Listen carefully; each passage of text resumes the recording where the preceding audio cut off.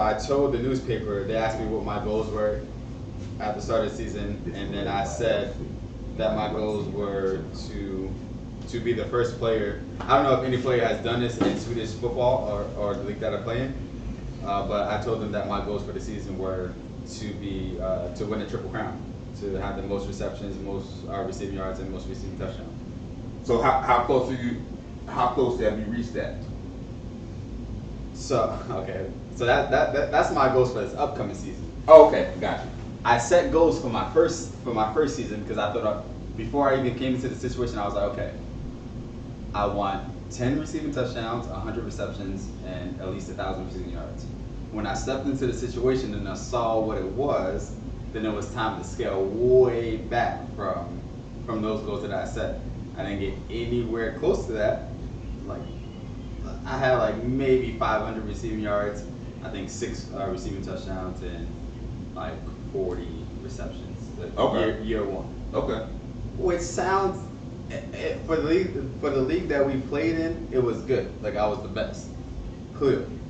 But for me personally, it's just like, you know, I my personal opinions of myself is always going to be higher and more harsh and more, you know. Okay. You know, a little bit more aggressive than what the masses are seeing. So you might be watching me play, you're like, oh, this boy's good. But in the middle of a game, I'm just like, nah, trash. Okay. So you knew there was more in the tank. Oh yeah. And you had to get it out for there. Sure. And when I first moved to Sweden, my first season, when I first showed up to the team, tip top shape, the best shape I had ever been in since high school. Mm-hmm. And so I was ready to go. And then they had like a little bit of delay before the season started. I put on weight, so I was playing out of shape, still dogging them out. But but to me, it's kind of like me. Like I was more disappointed in myself because I played down to their level, and then we moved up to the higher division. So I knew my level had to increase. So yes, my level of play increased, but I was still playing out of shape. And because we still had the same quarterback situation, things didn't change. And I just kind of, you know, I was always, at each level I was playing down to their level. But this season, I made a promise to myself that I'm not going to play down to their level. Either you can hang with me, or you can play with me, or you can't. Okay. So we'll see. We'll see. Okay. So this can be an interesting year. Oh, it's gonna be it's gonna be interesting for a lot of people. It's gonna be of the norm for me. I'm looking at it like this is my normal level is up here. Like, hey, and you know what? We will be following you. And we want everybody to watch this show to follow. And we want them to get not only a look at you, but also follow your podcast and see what's going on with you. Because Switzerland football events or international football is gonna happen. Oh yes, you know what I'm saying? When you look at the NBA and if you look at how the game grew into an international game, that's what I see the NFL doing the same, taking the same route. Yep. You know what I'm saying? So that's good, man. That's good. And again, your podcast, Lost in the Game podcast. You can follow us on Instagram at Lost in the Game podcast, and you can listen to all previous episodes as well as this episode on Anchor or Apple Podcasts or Spotify Podcasts. Awesome. Thank you for that. So with that, let's go ahead. Let's just jump into the NFL, man. It was, you know, Thanksgiving was yesterday. It was 3 games that everybody was watching. Mm-hmm. And what do you think about them? First of all, what was the most eventful game? Honestly, we kind of talked about this off screen, but me following the game, living in Europe, has been kind of weird when the games come on at 1, 2, or 3 o'clock in the morning sometimes. So I haven't sat down and watched the actual game, but I'll sit down and watch all the highlights. So sure. When I follow the NFL Instagram account, you know a game is good or a game has a lot of highlights when that team is kind of dominating their feed. So obviously yesterday the team that was kind of dominating the feed was the Minnesota game. Justin Jefferson out there doing this. He only had 9 receptions in the game, but I feel like the NFL posted all 9 of those receptions on its Instagram account. So it's kind of hard to gauge like which game. So you looked at that as the hot game, right? Yeah. What about you? I'll say that Giants Cowboys game. Giants Cowboys? Yeah. And why that game? Well, Giants Cowboys is a legendary rivalry. You know what I'm saying? Okay. Living in New Jersey, bunch of Giants fans. Okay. And what do you think about the game? Well, as you know, we only caught a little bit of it. Well, I don't know. Did you catch the whole game? Or? I didn't catch the whole game. But I got a lot. We got a lot to talk about. Yeah, we do. We got a lot to talk about with the Cowboys, and unfortunately, a lot of it isn't necessarily game related. We'll dive into that. We'll dive into that. Hey, I'm gonna tell you what I thought was the biggest game / best game was the Buffalo Bills game against the Detroit Lions. Yep. Look, man, It was. the NFL has changed. Right. The NFL has changed, okay? I grew up a Browns fan, and probably from a football experience, the most traumatic thing I went through was when John Elway drove the field with 98 seconds and beat us on our home field in what's known as the drive. Right. 98 seconds. That's 1 minute and 39 seconds, right? Right. Nowadays in the NFL, these quarterbacks can do it in 28 seconds. Very true. Right. How many times have you seen Patrick Mahomes? We saw Josh Allen do it yesterday with 28 seconds. Put your team in a position to win the game. Right. It's more spread out. The quarterbacks, like, you got to look at Josh Allen. He threw the ball 42 times yesterday. And how many NFL games from the early 90s has a quarterback thrown it 42 times? Okay. Or 52 times. That's a good point. But the question I have is, if you can get in position to score with 28 seconds, Why you ain't doing that? what the hell was you doing the other 47 and a half minutes? You know what I'm saying? For real. Yeah. It's like you should be putting up 50 points a game. Right, if you can right. do You it would with think 28 so. seconds. I think so. But you know, there's a lot But of it's like I said, it's like the NFL. It's like it's totally different. It's Right, changed. right. It's changed. Right. You got game managers, you got that 2-minute drill. A lot of those points come in that 2-minute drill. Yeah. You know what I'm saying? So, But what about the rest of the game? What you been doing the rest of the game? If you can Game score with a management. minute and a half, Game with 20 management. seconds. a lot of it's game management, man. They managing the clock. You know what I'm saying? If I got a 17-point lead, I ain't gonna throw the ball. I ain't gonna try to score in 28 seconds. You know what I mean? I might run the ball 3 or 4 times in a row. You know what I'm saying? So that's how I feel that works. So, quick question: do you guys feel, since we're talking from the '90s to now, the NFL has become more entertainment? Oh, no doubt. No doubt. You can. No doubt. You don't even have. That question is so easily answered by the large amounts of money that they're getting from the TV endorsements every year. It's going up. And look at all these teams are bought for like 100, 200 million. Now these teams are worth 5.6 billion. Right. Look at what the Broncos just sold for. What did they sell for? Like what? 4, 5 Ridiculous. billion. Ridiculous. So yeah, it's become Ridiculous. And I think we went to an NFL game. We went to a Philly game a few years ago, and whenever it was a commercial break, you can see the players kind of just standing around, and it was almost like waiting for the commercial to stop rolling on the jumbotron, and then they went back into playing. So it's been always moving towards that direction of more entertainment. So does that answer your question about why did he do that? The rest of the 48 seconds, So he did in 24 seconds, because they're held back from doing that to keep the game interested, to keep the game. I'm not convinced of that, though. But why would you? I'm not convinced. Because why would you want to hang around at the bottom with the Detroit Lions for that long? So let me ask you if I'm understanding what you're saying. You're trying to say if he was really motivated or wanted to, Josh Allen could have dropped 50 on him yesterday? I don't believe so. Well, because I don't think so. Because you got to look at how many times he's actually dropped 50 points in the game, and it's been. Has he ever? So okay, but how many times has he scored, or has he put points on the board with 20 or less seconds on the board? You know what I'm saying? It's the same thing with Patrick Mahomes. But it's like you do all this miraculous stuff with 20-some seconds. That means every play you do, you were precise. You nailed it. Yeah. 30-yard out, gotcha. Right. You know what I'm saying? 6 seconds. It's just like, if you doing it like that, what are you doing the rest of the game? You know what I think it is? Because we're looking at all these individual players and like these wide receiver and quarterback duels and tandems and everything like that. But you're not necessarily looking at what your line is doing, how many times they're letting the pass rusher get in. You gotta look at the overall team and what they're doing. They pull it together at the end. I think we're forgetting a certain aspect of this game, though, which is the zebras, right? Okay. So Okay.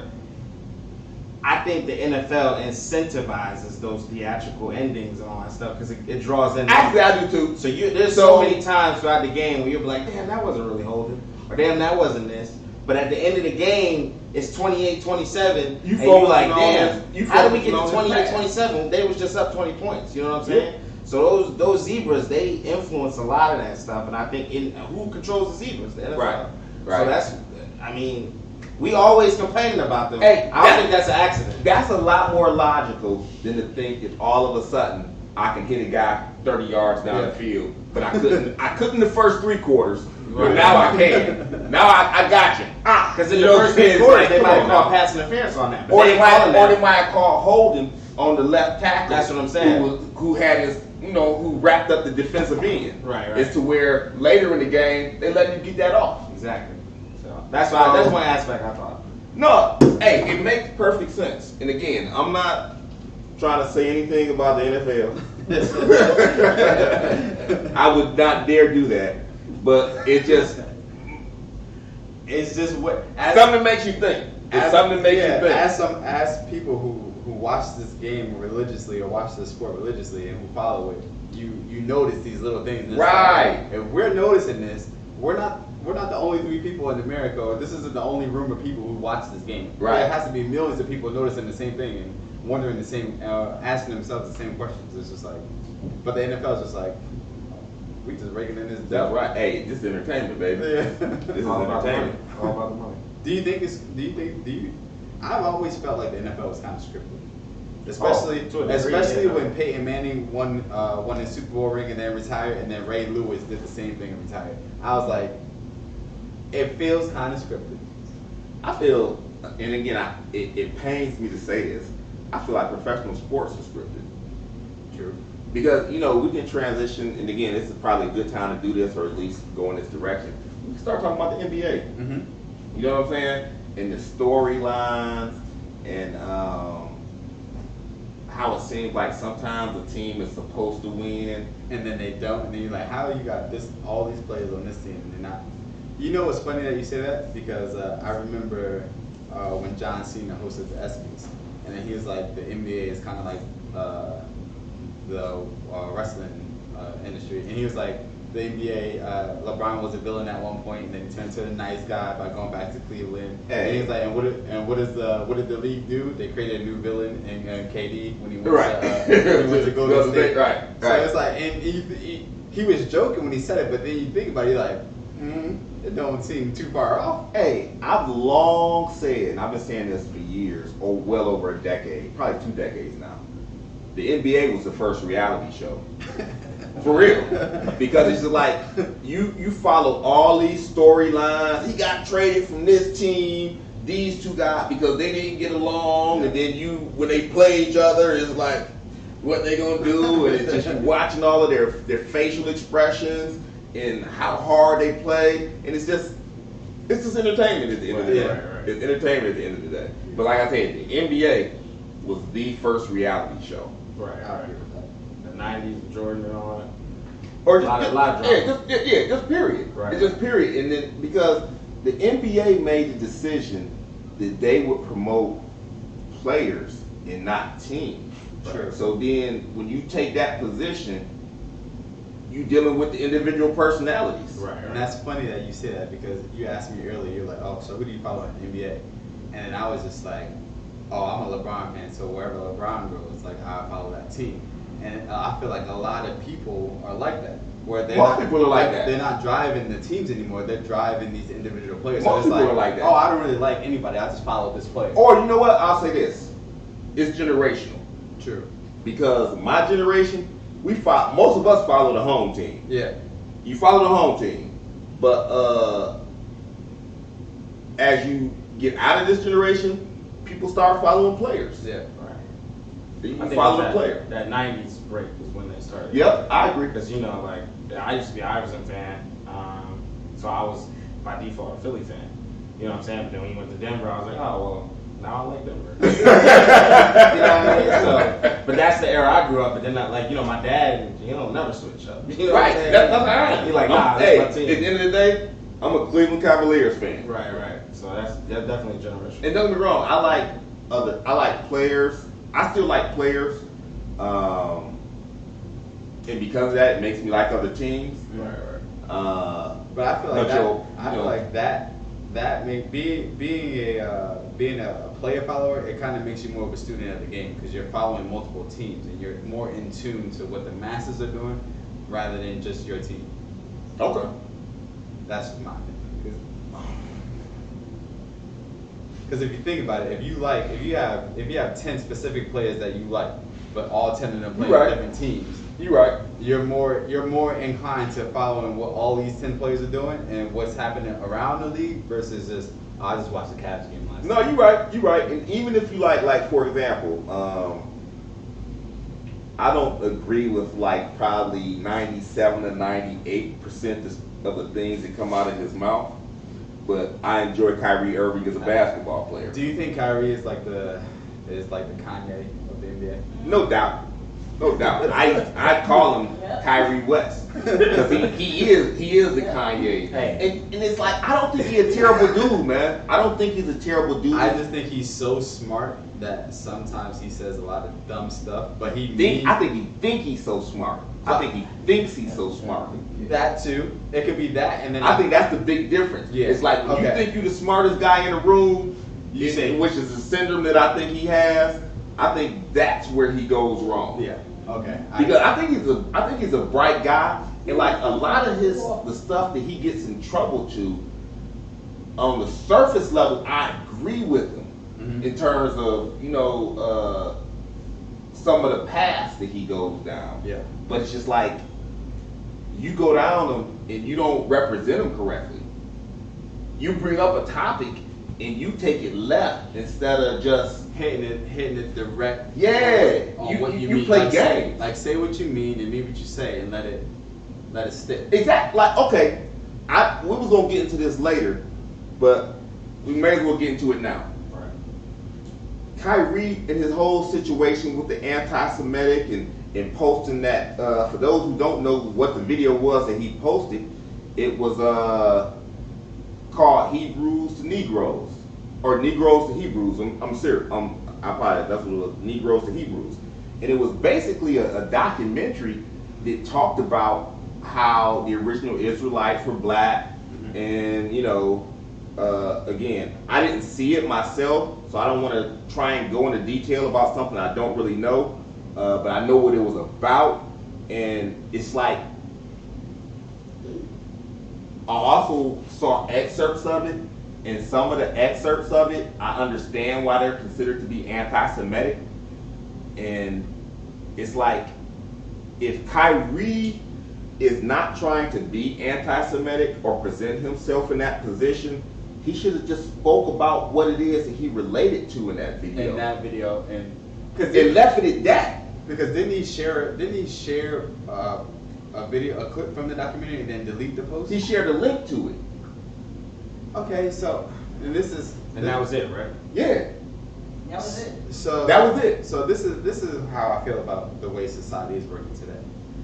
He shared a link to something that he viewed, and that he's obviously you're not going to share anything that you don't feel some type of connection to. Exactly. I disagree. But then some people will take that as his views and his opinions and get mad at him, like he's the one who directed and produced this and then put it out. But hold on a second. If you shared it and those aren't your views, isn't it your responsibility to clarify that? Yes, it is. It is. It's very true. You put it out there. You put it out there. True. Very true. So you should stand by the stuff that you're obviously clarify. Why'd you put it out there? True. But I don't necessarily agree with the NBA's approach on how they handle the situation at all. When you say And I'm gonna give you a chance to explain what you mean by when you say you don't agree with the NBA stance. For the net standpoint of it. So like they said, we want you to apologize. Okay, so then he apologizes. Now we want you to meet with Jewish leaders. For what? Why does he now? And we want you to go to sensitivity training. This is a power. For what? All right, look. So this is why I disagree with the fact that essentially what I'm trying to say is we never knew what Kyrie's real opinion on it was. Why because not? they jumped. Why didn't we know? Because nobody ever asked. They jumped to conclusions. They didn't ask him. They asked him. No, they asked him after they asked I him. saw interviews where they asked him. He didn't answer. No. That's the issue. No, he didn't answer. They asked him after they asked him to apologize. After they already assumed that he was promoting the video. Now you saying you believe he was promoting it because he just posted it on his Instagram. I'm saying they should have asked him beforehand what his Before he posted it? No. After he posted it, before they disciplined him, they should have asked him what were your views on this, because he didn't really he just posted something. You don't know what his thoughts were. That's irresponsible. It is, but you still don't know what his thoughts are. That's no problem. Because what you did was That's irresponsible. horrible. What The you reason did was that's- irresponsible. But- so it's on you. But look at the bigger picture. If we just start jumping to conclusions on people just because you posted something with no rhetoric towards it, how do you police people like that? That's problematic. That's the society that we live in. That's extremely problematic. But that's If somebody and hit, And it's problematic. if That's somebody, my so let me ask you this then: if somebody posted a swastika, if somebody posted a noose, Right. do you need to understand what they doing? Yes. Or Well, then I'm not gonna jump. Me personally, I'm not gonna jump to conclusions like that. But then because you don't know what that person's trying to, what type of viewpoint they're trying to show. They could be saying they disagree with this, but you won't even ask. You but just jump- isn't it your responsibility to clarify what you mean? It would be nice. When you post something that's offensive, just like, and I ain't talking about like I don't like that, like I don't like chocolate ice cream. You talking about something? You talking about something that devastated my race or my people? Right. And it's just like when you post it, it's your responsibility to clarify what you mean. But I get what you're saying though. for I would be nice. It would be that's nice. not being nice. It's being responsible. Yeah, but It would be nice for you to ask too though. But for any other player, for any other, You're a reporter. That's your job, right? They asked him. Figure out why this They happened. asked him. They asked They asked After he had already been disciplined. No. No. I saw the very day he posted it. I saw him ask him in the interview, and he got mad because they was asking him. It was like, Yeah. it's just like, don't try and dehumanize me. That's what he said. Don't try and dehumanize Well, me. I was think like, that, what? I think there was some.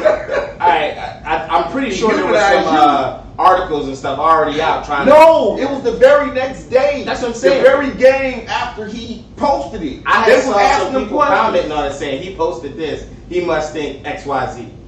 but They asked him though. There were questions. They didn't say Right, he but I'm thinks telling you, this. there was already articles saying Kyrie is this for posting. That has this. nothing to do with the guy in the locker room that was like, Kyrie, what do you mean when you post this? Those articles. That's a- already that's out a there. straight- He could have easily seen them. He didn't write the articles yeah, I though. know. But you got to think like If I'm asking you a question, you can't answer my question because somebody else wrote an article? No, I think Kyrie was purposely being that way. Because He was. Because it's almost like He was. But it's almost like this. Like You when can't do that, when though. you discipline a child, right? You say, "Hey, did you do this?" And they go, "Oh, no, I didn't do that." But you know deep down that they did do it. It's the same thing with that. Like How many children you pay $35 million a year? very true. And Hey, if there's one player in the NBA who has to put reasoning behind everything he's doing because he knows that by him posting anything he's going to be taken this way or that way, it's Kyrie Irving. He's already been in the spotlight and in trouble for all the nonsense that he's been saying, and he knows that people are going to take whatever he says and run off in 10,000 directions. So why not be clear and concise about what you mean and what you say and what you're posting about from the get-go, so that way people know your stance behind it. That way, the first time you're in the public's eyes, they're not like, They understand your position. they already know. I what you agree. mean. Look, if Because Kyrie, go ahead. But Yeah, because unfortunately, everybody just don't do what we think they should. I know, but he's on this whole wellness, and then Kyrie, he's also on this whole wellness journey where he's trying to figure out, find out where he's come from, get more in tune with his past and his ancestors and who he's connected to.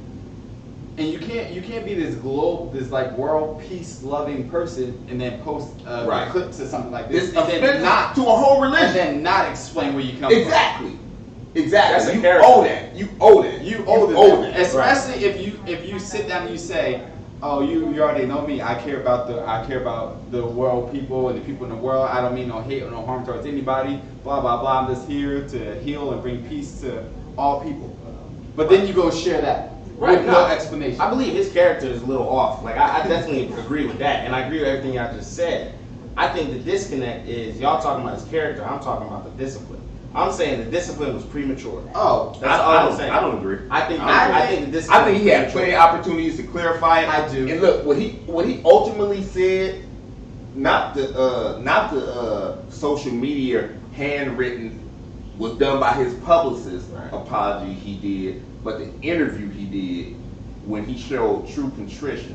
If he'd have done that initially, we wouldn't even be talking about this now. Yeah, but do you agree with the whole he has to go sit down with Jewish leaders. He has to go. He put himself in that position. If you make them tell you how to make it right, then you ain't gonna like the way they tell you to make it right. You make it right yourself first. Just show true contrition and or explain what you meant. It's just like if you let me discipline you, of course you ain't gonna like the discipline because you let it get there. But I believe that there's been plenty of racist people who's played in the NBA who's done far worse than what Kyrie did by posting anything, who has said stuff. They didn't have to go to any sensitivity training. Like who? They didn't have to go meet with the NAACP to sit down and be like, Like who? I'm just talking just in general. I'm gonna say no. If you was talking to NFL, I would agree with you. But for the most part, the NBA don't play that mess. Because if you mess with their players, they put you out the league. If you an owner and you mess with the players, they'll tell you got to sell your team. The NBA is very minority friendly. Like they don't allow racism. Yeah. They don't allow misogynism. If you get caught up in that, you got to sell. And to be honest with you, the reason I agree with that approach with all professional teams is because it's a privilege to own a professional team. How many investments in this world can you do that's going to give you that rate of return? And you cannot suck that up and take that in and be a piece of shit. I mean, if you're not a good human being, you don't deserve to make that type of money or that type of return, regardless of how much you have to invest. True. You have to be a good, because at the end of the day, you know what you're investing in? Society. True. You're investing in society, and you're affecting society. And if your effect on society is a negative one, you don't deserve to make that money. I agree. Okay. Do you think if Kyrie was in the NFL, they would make him do all this? If Kyrie was in the NFL, they would have been put him out. They would have been put him out. Well, hold on. Let's wait. Do you? Because I want to bring this up. I know it's not on script, but do you think Colin Kaepernick deserves another chance in shot at the NFL? I think he did like 5 years ago. I think like at this point he's so old that ship is sailed. But I think he feels like, well, now he's what, 35, 36? Yeah, something like that. But I think he feels like, oh, look at Tom Brady's playing and he's 42. And he's been out the league and he hasn't been taking those hits or anything like that. And all of that is true, but it's just like, well, first of all, he never achieved the level of success that Tom Brady did. Exactly. And then it's just like, what franchise is going to build himself around a 36-year-old quarterback? But I think it's funny because he hasn't played in 5 years. But I think it's funny that like he's not in the NFL, right? But every year I buy Madden and he's in Madden. And some team has picked him up in Madden. For real? For real. Okay. I mean, I don't think he deserves another shot. I mean, I think he deserves one, but I don't think it's realistic. I don't think it's realistic. I think both. I don't think he deserves it, and I don't think it's realistic. You say you don't think he deserves it? Why not? I'm just tired of all the attention he's trying to grab. I think. So wait, you mad at him? I'm not mad at him. No, I'm not mad at him. I'm just saying he's had quite a few opportunities. Like you remember that thing, that whole thing he pulled. He had to work out. Then he moved it last minute so that the team couldn't get there. I didn't see it like that. And that wasn't. And I'm gonna because you know how the media is. You know how the media is, yeah. And so, but you got the teams there, though. That's the goal, right? Is to get on the team. You got 32 teams coming there, and in the last hour, you switch the location and you go somewhere else, and then you expect everybody else to go with you, like you still are the number one prospect. Or that's what you heard. What do you mean? Oh, well, yeah, true. That's what I heard. That's what you heard, which to me just like doesn't make sense. Like if he had, it didn't at first because it's like if he like the way I heard the story, he had his own workout set out with his own dudes he was gonna throw to. You want me to just show up at some facility and just start throwing the dudes, so you can talk about how I'm inaccurate and how I can't do this and that. Right. It's where I want to throw to dudes who I've been training with. Right, and that's fine. That just makes more sense. So his version of the story, because again, it was two versions of the stories, right. But his version makes more sense. And this again, keep in mind, this is a guy that's been keeping out the league. So you don't think he's gonna do what he can to get back in? That's what I used to think, but over time, I was just like, I don't know, man. It seemed like an attention grab. You think it's attention grab? Well, he got the Netflix documentary. I'm sure he made a little. I mean, don't get me wrong. He's trying to make loot at this point, but his NFL career is over. Yeah, it's done. I mean, like I said, it depends on which one of those stories you believe. Like I said, at first I believed it, but then just over time, hearing other stories, and you know, that's my mind got a little buffered. That's what they count on, though. Yeah. Right. That's what they count on. I only asked that question because he was kneeling for something that he believed in police brutality and the mistreatment of the minorities. Right. And then in 2020, during that COVID season, the NFL started putting in racism on the back of helmets and all these statements and stuff in the back of the end zones and everything like that. The same very thing that he was fighting for now, the NFL kind of came around to it and started doing it. So I was just like, y'all are both seemingly from outside on the same page of like end racism, do all this stuff, but now he's still not. NFL did that just to save face. one owner in particular did not feel like he needed to save face. Well, we all know. Who might that be? Jerry Jones. JJ down in Texas. Right. Even when he realized, when it became apparently obvious he was on the wrong side of history, he still never backtracked off of what he said. Right. And then with our latest revelations, what do you think about it? What do you think? Why is everyone so silent? I'm going first. Hold on a second. Look, we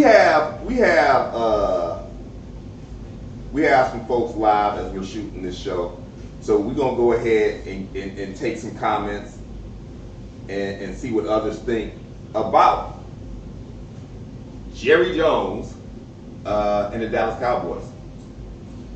Hi, I'm Tina from New Jersey calling in, and I have some strong opinions about Jerry Jones. I very much want to like the Dallas Cowboys, but it's hard to separate them from the ownership, right?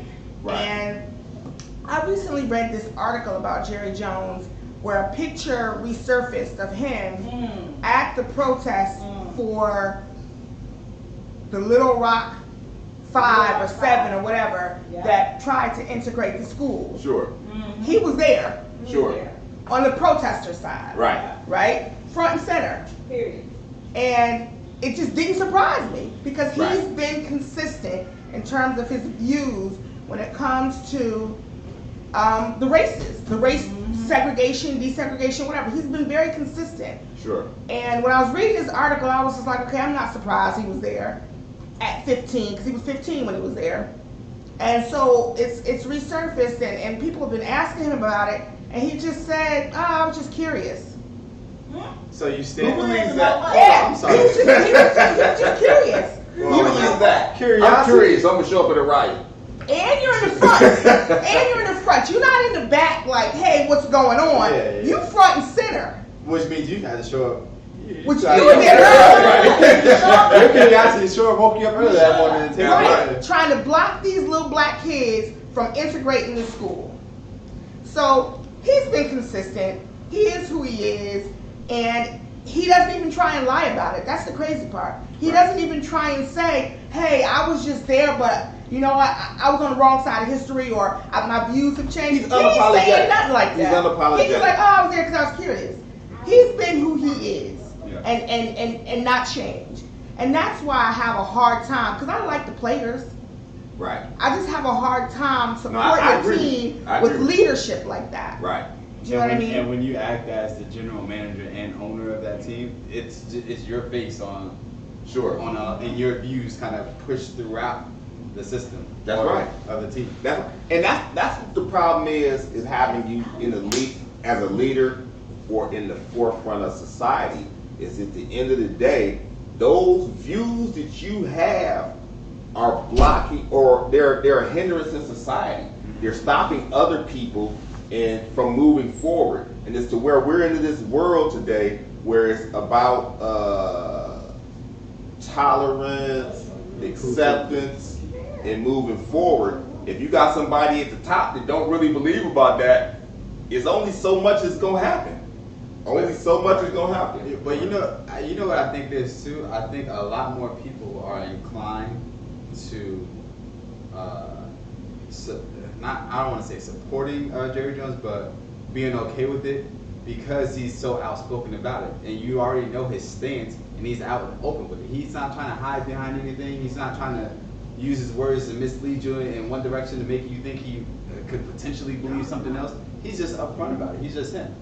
And to me, if you're going to be racist or you're going to say something negative, I'd rather you say it directly to my face than to go hide behind something else. True. I would too. I mean, don't get me wrong. I still think he hides. I think he deflects.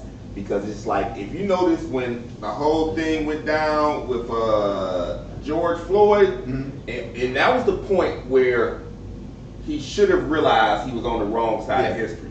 What did he do? He went ghost.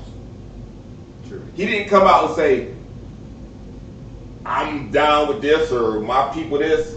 He just went ghost. He went silent. And to me, that's a sign of indifference.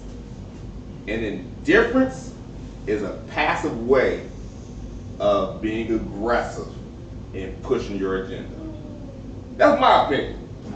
You know what I'm saying? I like that. So, as a resident Dallas fan in the room, I have a few opinions. Okay. One, first and foremost, I don't like Jerry Jones. Okay. As a Dallas fan, do I support him? No. Do I support Dallas? Yes. I've been a Dallas fan since I was a little kid, and you know how we are in our generation. Sure. It's hard to change teams. Sure. Now with Jerry Jones, and I agree with everything everybody's saying, and it becomes emotional, especially as a person of color. You're caught in that middle where I don't like what you're saying. I don't want to support you, but this is my team. And I had, since we were talking about this and it kind of going down the path, it was the same way when we started talking about Colin Kaepernick and taking a knee. They tried to make it about the service people. It really wasn't about service people. So being a black man and a person that served, it's like, will I ever kneel for the flag? No, I won't kneel. But do I support those who kneel? Yes, because I have a different type of respect and a different view of that flag. That flag means a little bit different, having fought for my country, having been there. So would I ever do it? No, I could not do it. It's not in me. But do I support those who do? Absolutely. As a black man, I 100% support. And it's almost in society, we're being pushed. You either got to be here or there, and it's just not that black and white. Emotions come into it, history come into it, past come into it. Now, back to Jerry Jones. Why, if he's at the top of the heap, why has the NFL allowed him to be the way he is if it wasn't making them money? Because at the end of the day, that's what it comes down to. No. Look, if you look at like history in the NFL, Jerry Jones is a pioneer in terms of what he's done from a marketing standpoint with the Cowboys, what he did from a marketing standpoint for the NFL. So and college football and everything else. He's a pioneer in the sport. Right. I'll give him that. Because as we're changing society, this is my thing. We gotta let that and go. To be honest with you, I don't begrudge you for being a Cowboys fan. Like, I don't hold your Cowboy fandom against you because it's not necessarily support of Jerry Jones. I understand that. But as far as the organization goes, it's just like, how can I wish them any success when it's very obvious that their owner has he ain't right. He ain't right. And to be honest with you, if he was somewhat apologetic about it, I could respect him. But the fact that you just trying to ignore it and blow everything off, that just showed me that's really what you believe.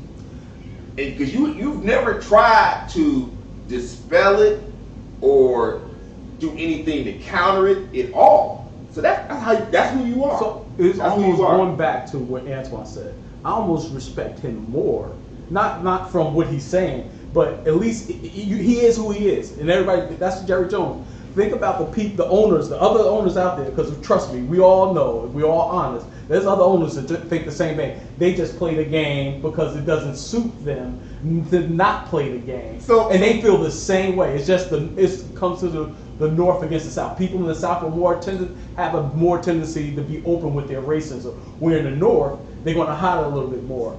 If you're going to be racist, be a racist. Own who you are. Do I like it? No. But I can always okay, now I know what I'm dealing with. That's why as a Dallas fan, I know what I'm dealing with Jerry. Screw Jerry. It's about my boys, the players on the field. And I know it's hard to separate, but it is what it is. It's almost like the entertainment industry where people are separating the artist from the art. So it's like you can appreciate what an artist has done as a contribution to their art form or whatever they've done, but you don't necessarily have to like them as a person. Well, see, I have lines. It's just like, you can cross a line with me to where I don't respect you as a person anymore. And because of that, I'm not going to respect whatever you do, whether it's music, whether you're on a football team, or whatever. Kanye, I had that beef with Kanye. You know what I'm saying? When Kanye made that statement about slavery being voluntary for black people, man, I deleted my whole volume of his music. I quit messing with Kanye because as talented as you are as an artist, there are lines you can cross to where it's just too disrespectful, because at the end of the day, it's not all about you. It's not all about you or what you think. And so it's like, when Kanye apologized about that, it took me a minute, but he did it. He at least officially apologized. Yeah. He apologized. He took it back. I started listening to his music again. So if Jerry apologized, y'all will be okay with the Dallas Cowboys. I would maybe never be okay with him, but I could deal with it. I could deal with it more if you at least acknowledged that the way I used to think wasn't right. But it's just like, if you just go full steam ahead with your thoughts, and you just keep driving on. Yeah. The year that. Yeah. But the NFL, there has to be some lines in the sand. And the NFL contributes to that because they let him go. They're not trying to say you need to calm down. Things are changing because they're making money off of it. It comes to money. The NFL is terrible. And let me say this too. I don't think it's a coincidence that we just saw these pictures of Jerry at Little Rock, Arkansas. Oh no. I don't know if any of you all were following the storyline in what's been going on with the Washington Commanders and Daniel Snyder. Has anybody been following that storyline? Not really.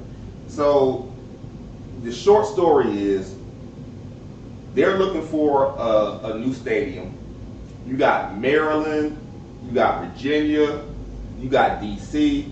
They're all competing. They like, look, move the team here. We'll build a stadium for free. We'll give you tax abatements. We'll, free car washes. We'll do this, we'll do that. They saying everything, right? But the one thing is, they're saying, we don't want to deal with Dan Snyder. So if you sell the team, we'll do all of this for you, for the organization. because he's been proven to be misogynistic. The organization, they did there was literally a federal investigation into the Washington Commanders, and what they found is when they launched the investigation, Roger Goodell and Dan Snyder colluded to undermine the investigation.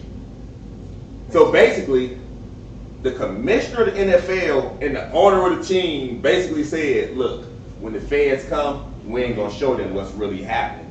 We gonna, you know what I'm saying? We gonna work together to sweep all of this under the rug. We're just gonna leak them Gruden emails. Right. We gonna right. Exactly. Deflection. Yeah. Right. But So that's who you dealing with is a person, and because of all of that wound up coming out, they're forcing Dan Snyder out. And as he was getting forced out, he was like, look, I got dirt on all these NFL owners, and I'm going to put it out here. So that's why I'm not surprised that the stuff about Jerry Jones is coming out now. I mean, this is a picture that's been out there for, what, 70 years? Yeah. So it wasn't Why is the surface all of a sudden? You know what I'm saying? smoke and mirrors. Dan Snyder. But don't all these NFL owners have dirt on each other? That's what I'm saying. We ain't never gonna get to the bottom. Yeah. of You're all never that. gonna know. We're never I gonna agree. get to the bottom of all that. I agree. And I think it's a select few owners, like the older ones, like the Jerry Jones. He's not the oldest NFL owner, but he's up there. He's like the sixth oldest NFL owner. But I think the older ones kind of force their opinions and views on some of the younger ones. And it's like, look, this is the game. This No is what doubt. we're doing. No This is how doubt. we're gonna do it. This is X, Y, Z. No doubt. So So It's- go ahead. no, you good. So yeah, I agree with everything pretty much everybody said. The whole time I'm thinking about, okay, so what's the solution? How do we fix this? You just And well, Get younger owners. not. I mean, look, at the end of the day, money talks, right? So we just came to the conclusion they only focus about the money right now. Yeah. Well, in general, that's what it is. It's a money league. Whoever makes the money, that's what it is. And it's like, I feel like with us as black people, we're consistently focused on who's racist, who's trying to step in our way, who's doing this and who's doing that. And in my opinion, like we just said, money talks. Buy them out. Buy the team. Buy who out? I'm saying, just like LeBron's trying to do when he gets out of the league, he's like, I want to own a team, yada yada. NFL players got to get on that wave. It's not that. Well, I'm not saying First it's of all, easy. NFL players don't have that type of loot. No. No NFL players have that type of not loot. individually. But then you got Not individually. But that would be a community effort. And just like them Chinese people come over here and they just like them Chinese people come over here and they invest in their community and they give each other money and do all of this and do all of that. Just like the Africans come over here and they invest in their community, they make their money. They ain't worried about who's racist. They don't care who's racist because they taking care of each other. But listen though, when you buy a professional sports franchise, NBA, NFL, and I'll throw MLB in there as well, and soccer teams look and soccer teams, when you get, because like, it's not about how much money you got, it's about being given the opportunity. Because that's the investment that's going to grow in this country, that's going to grow at a rate that no other investment is going to grow at. Money. Not real estate. No, it ain't even just about your money. It's about when people give you the opportunity to flip your money. You can have To a money. degree. You can have money, but the group can be like, we don't want to deal with you. And so we don't want to give you the opportunity to flip your money. But if your community is that strong, then they can say, we not going to play for you no more. What you mean? I'm talking about the players, the black players. They can say, we're not going to play in the NFL no more. We're going to play No, in they ain't. But no, they're not. No, They not. could say that. They could, but they're Who not. gonna say I'm not gonna make this money? That's Who my, gonna say that? But that's my point, though. Well, It's the lack your of community. field, there's That's the nowhere lack else of to go. community. But there's There nowhere else to is. go. There's other football leagues, XFL, USFL. Not to No, make where you millions. gonna They don't make millions because they don't have those players. Not to make millions.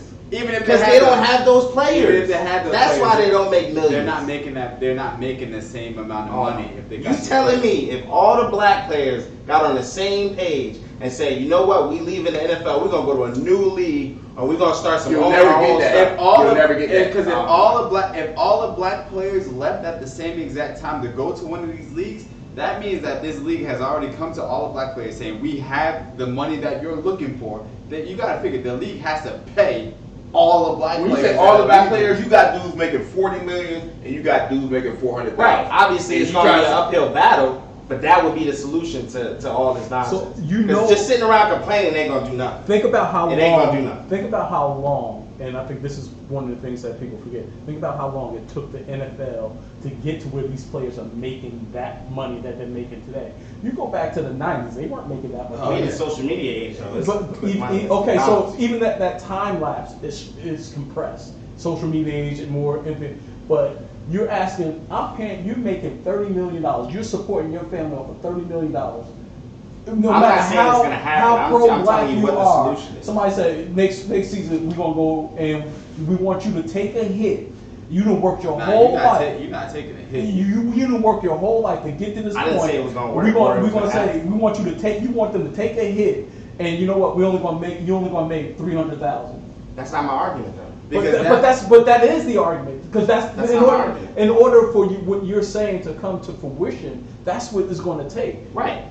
But that is the solution. That's my point. That's the solution. Right. But is it? I'm not arguing if it's gonna happen. I'm Right. telling you that is the solution. Oh, yeah, That's that the will make solution. them. That will make That's things it. change. That's all I'm saying. Another solution that could kind of happen is let's look at racism in South Africa.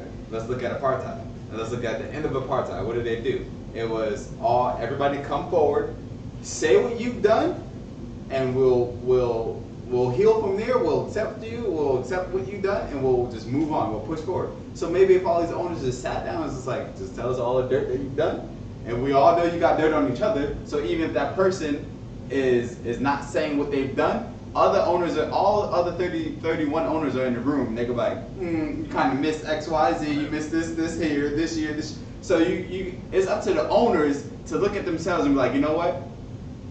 We need to get ourselves in check, and then we need to hold every other owner in check as well. So they all have to come forward, sit down, say all the shit that you've done, and then and then you gotta wait. You have to have a scale and weighing it. Like, all right, who needs a sell? From what you've all presented to us? Now who do we need to get rid of as owners? So ain't nobody gonna get their power away. You have to take it. Look, And let's go back a couple They ain't gonna years just in the give you NBA when the owner, I think it was the Clippers, where Donald Sterling. when he and everybody got together and said enough. Yeah, but to me that's like a totally different situation. First of all, because it's the NBA. Right. And the NBA in itself is clearly a players' league because again, And that's why when you look at the NBA and you look at let's say the all-star team, 12 guys or first team all NBA. Those are like the 12 best players in the world. So the level of influence they have is much stronger than anybody is going to have in the NFL. oh yeah, for sure. Because it's like, again, you're the top 10, top 12, number 1 player in the world. You're dominating what you do. But When anybody else can say that, they'll have that level of power. If you're the best machine welder, if you're the best carpenter, if you're the best bricklayer, if you're the best in customer service, if you're the best at sales, you have leverage. And until you can say that, you don't have that type of leverage. That's why the NBA is very different from other sports. But I think what helps the NBA along, and the players in the NBA be so outspoken and true to themselves, is their fully guaranteed contracts. Right. That's the biggest difference between them and every other league. And that always comes back to the fact that they're the best in the world at what they do. That's why they get that fully guaranteed contract. But now that we're talking about it, now do you think that's the reason why NFL owners are trying to get rid of like all these, trying not to make contracts fully guaranteed? Because that's why they've always done that. Yeah, because if you fully guaranteed, so now do you think that because Deshaun Watson has a fully guaranteed contract, do you think he becomes now, a little bit more outspoken? Well, Absolutely. absolutely. Does it give him the Absolutely. freedom to be? Absolutely. And don't get me wrong, that contract changed the landscape for quarterbacks.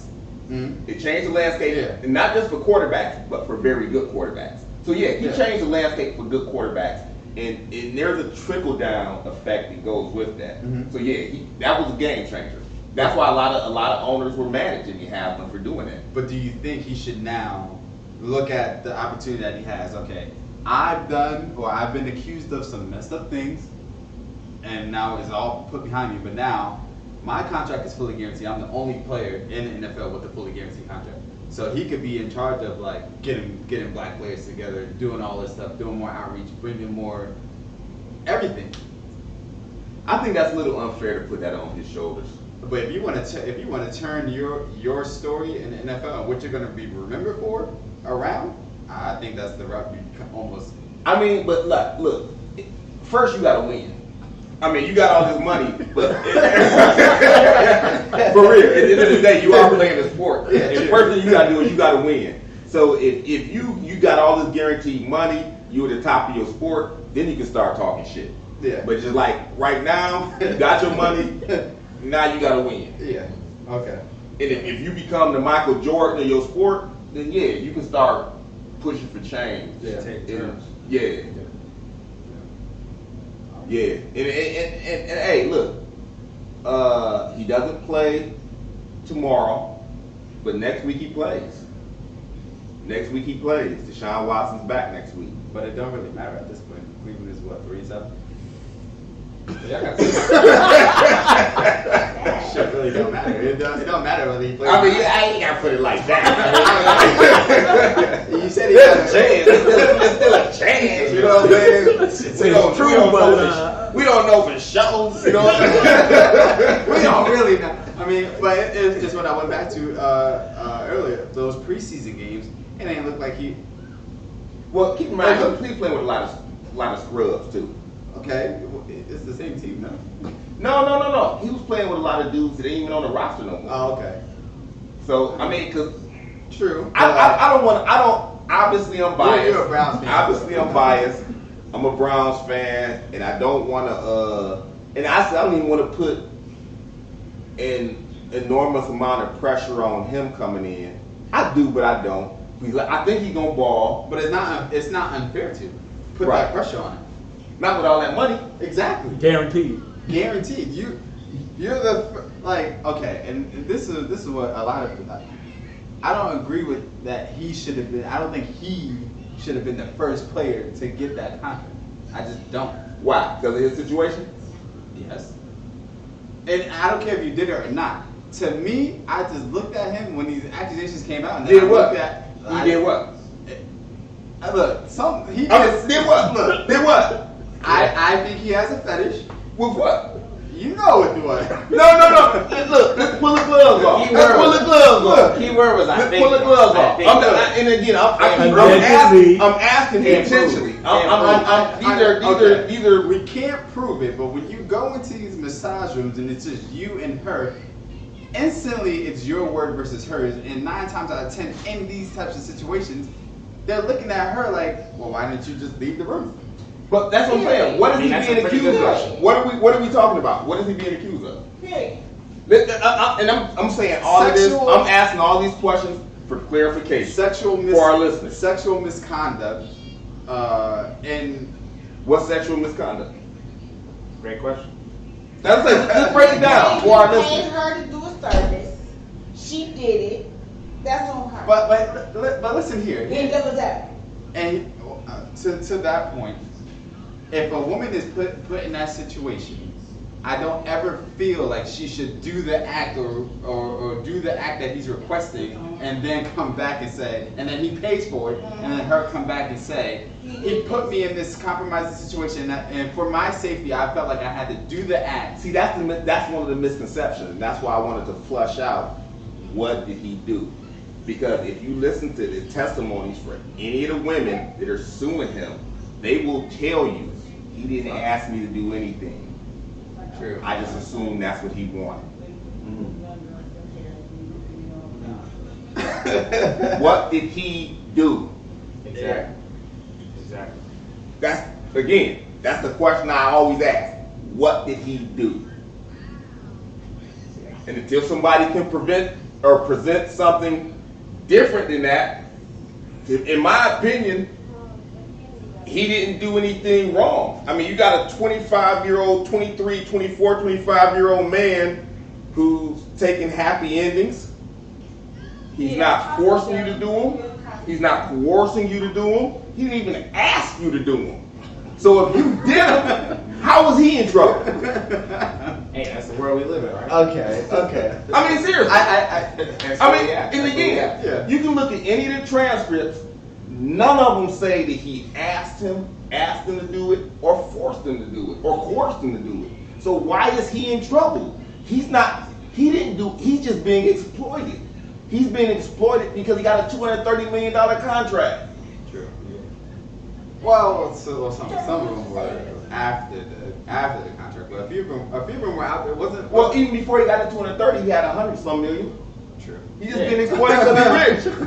And then the one lady, her son came out against her and said that he was like, my mom didn't even like, or something like that, or his auntie or whatever it was. It was his mom. It was his mom. Yeah, he came out against his mom, saying that it was BS. So I mean, and then you want him to go on national TV and apologize? Like that would hurt me inside having to do something. Okay, but we're saying all this stuff. But here's the bigger issue. You're Deshaun Watson. Why you been putting yourself in that situation? I agree with that. Hey, you shouldn't be on Instagram. You shouldn't be on Instagram. I agree with that. What does that mean? I agree with that. Don't live life. No, I agree don't with put that. yourself in that situation because something like this can always happen. It always does. Hey, How do you avoid it? I bet you he know that now. You I just bet you he don't know that do it. now. Don't get Before. don't get massages. Hold on. Don't get massages. Don't go to spas. No, you're telling Don't this. take care of your body. Don't communicate. No. Don't meet Don't people off communicate with Instagram. girls. You're Don't telling- meet people off Instagram. Don't go on Tinder. Don't. No, you're telling this professional athlete.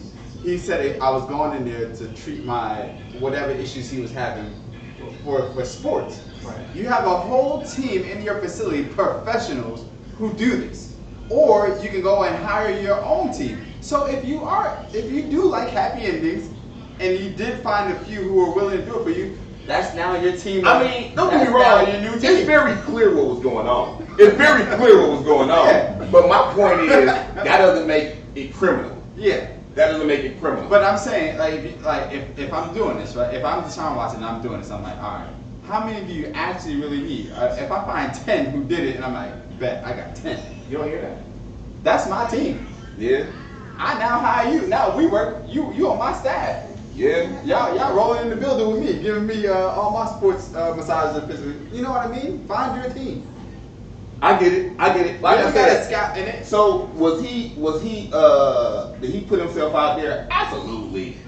And it's just. But it's just, to me though, it's just a difference between that and criminal activity and just being raked through the coal in the way that he is. Yeah. Because at the end of the day, you talking about like a dude that was 24, some shit like that, and it's just like, come on. But somebody. And I'm not saying it's right. I'm not the moral judge. That's not my role. But somebody on your team has to be like, hey, Deshaun, you know what? Maybe going to like 63 of these things in the course of the year ain't the way to go. Like we kind of putting ourselves really out there. But let me ask you this then. How many dudes do you think do that in the NFL? Or just professional athletes, period. I ain't gonna even say the NFL. How many dudes? And you know what? Let me be honest with you. Let's take it away from professional athletes. How many people you think, how many normal dudes you think use massages is the way to get their freak on? It's an industry issue. It's not a Deshaun Watson Look, issue. But they make it in it. I 100% agree with like how many like no one. We're talking right now. It's probably 100,000 dudes out there right now. Hey, let's go down to the spot right now and talk to some of them. You know what I'm saying?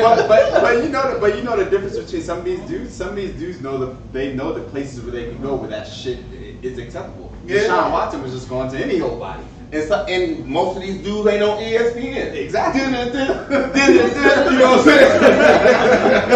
Now you looked at the guy that just left your spot. You know what I'm saying? You should have for 300 yards. Very true. I mean, it's just like he put himself in that position, And so, but at the same time, I feel like he was victimized. He was a victim, but he put himself in that position to be victimized. Yeah. Right.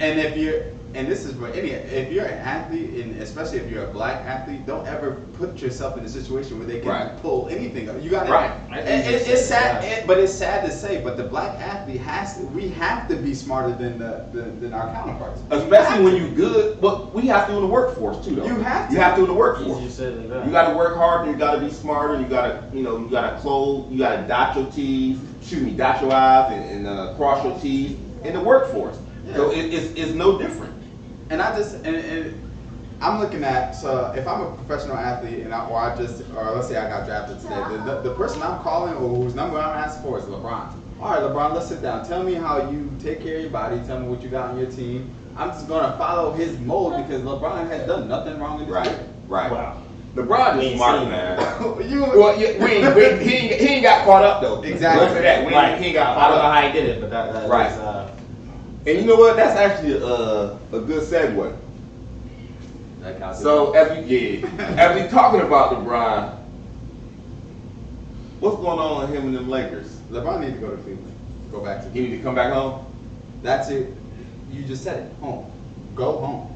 The fans appreciate you more in Cleveland than they do in LA. Once he passes Kareem Abdul-Jabbar for the most points ever, what's the celebration gonna be like in LA versus the one he could have gotten in Cleveland? No, that's true. Because the one he could get in Cleveland, that's gonna shut all of Ohio down. Not just Cleveland. All of Ohio is throwing the party. Right. But you know what though? I believe the Lakers are gonna hold him hostage until he breaks that record because they want the all-time leading scorer to be a LA Laker. And it's like once he does that, but it don't matter if he goes somewhere else and he's still scoring points because then it's just gonna be whatever team he's on. But he anyway. broke the record. but the record was broken as a Laker. As a Laker breaking a Lakers record, and I 100% agree with that. That's all the politics of the situation. Because like at the end of the day, LeBron's a Cavalier. Yeah. He's played with the Cavs by far the majority of his career. Yeah. And don't get me wrong, I ain't even mad at him for getting out here and exploring other opportunities. He made a boatload of money. He became a billionaire messing around in LA. You know what I'm saying? It's much more money out there. So I don't begrudge him But it's also for what he done from a business standpoint. Yeah, but it's also 2022. You can conduct business and be elsewhere. It's still different though. It's different being in It's person different. and having that. But LeBron could go get a private jet and be there.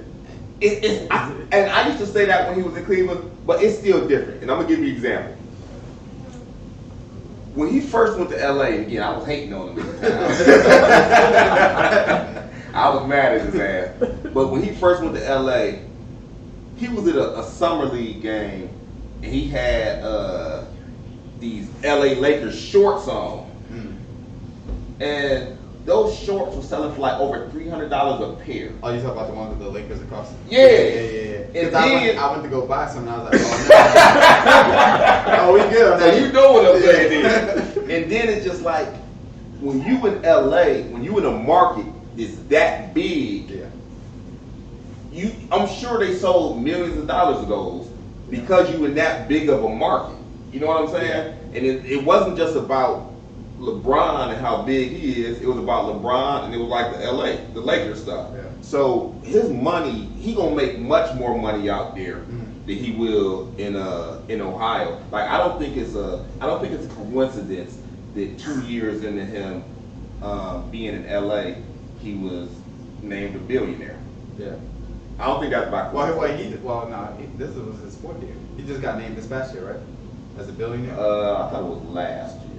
Well, 3 years. 3 or 4 years. Yeah, whatever it is. Yeah. I don't think he would have because your billionaire valuation is based off of your overall assets. Yeah. And one of his biggest assets is Springfield or Spring Valley. Yeah. His production. entertainment company. Yeah. It does productions in LA. And if you looked at it, since he's been in LA, that's picked up in terms of you know what I'm saying, what he's doing. So, like I said, I don't begrudge him from a business standpoint from going out to LA. But from a basketball standpoint, it makes absolutely It no does- sense for him to stay out. It doesn't make it to me from the basketball standpoint. It didn't make any sense when he signed the extension because he It could have did. just not It signed did. the extension. Well, but see, that's where to me, I think that's about Jeannie Buss and Magic Johnson, and I think they're very powerful and extremely influential in California, and I think you got to play ball with them a little bit. You know what I'm saying? That makes sense, but it's funny that you say that about Jeannie Buss because I look at her and I'm just like, how are you operating this team? Because your decisions based on this team has been input from too many hands in the pot. She can finally seem like she latched on with Magic, and when that's what to me is what got LeBron there, and it's just like Magic's VP, right? well, he was the president, but he stepped down. Yeah, he stepped down. He does that. He stepped last down. year. And so it's just like, it's an organization. Again, they are the epitome of the NBA in success and right behind the Celtics in terms of championships.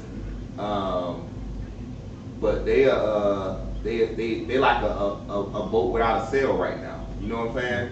To me, they just out here floating around and they ain't right. And Now they floating out LeBron, arguably the greatest player to ever play the game, you don't need to wind your career up messing around with them.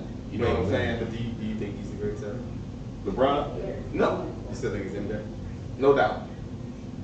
I don't have any doubt in my mind that it's MJ, and I love LeBron, and I love what he's I appreciate so much what he's accomplished, and I appreciate him as a person.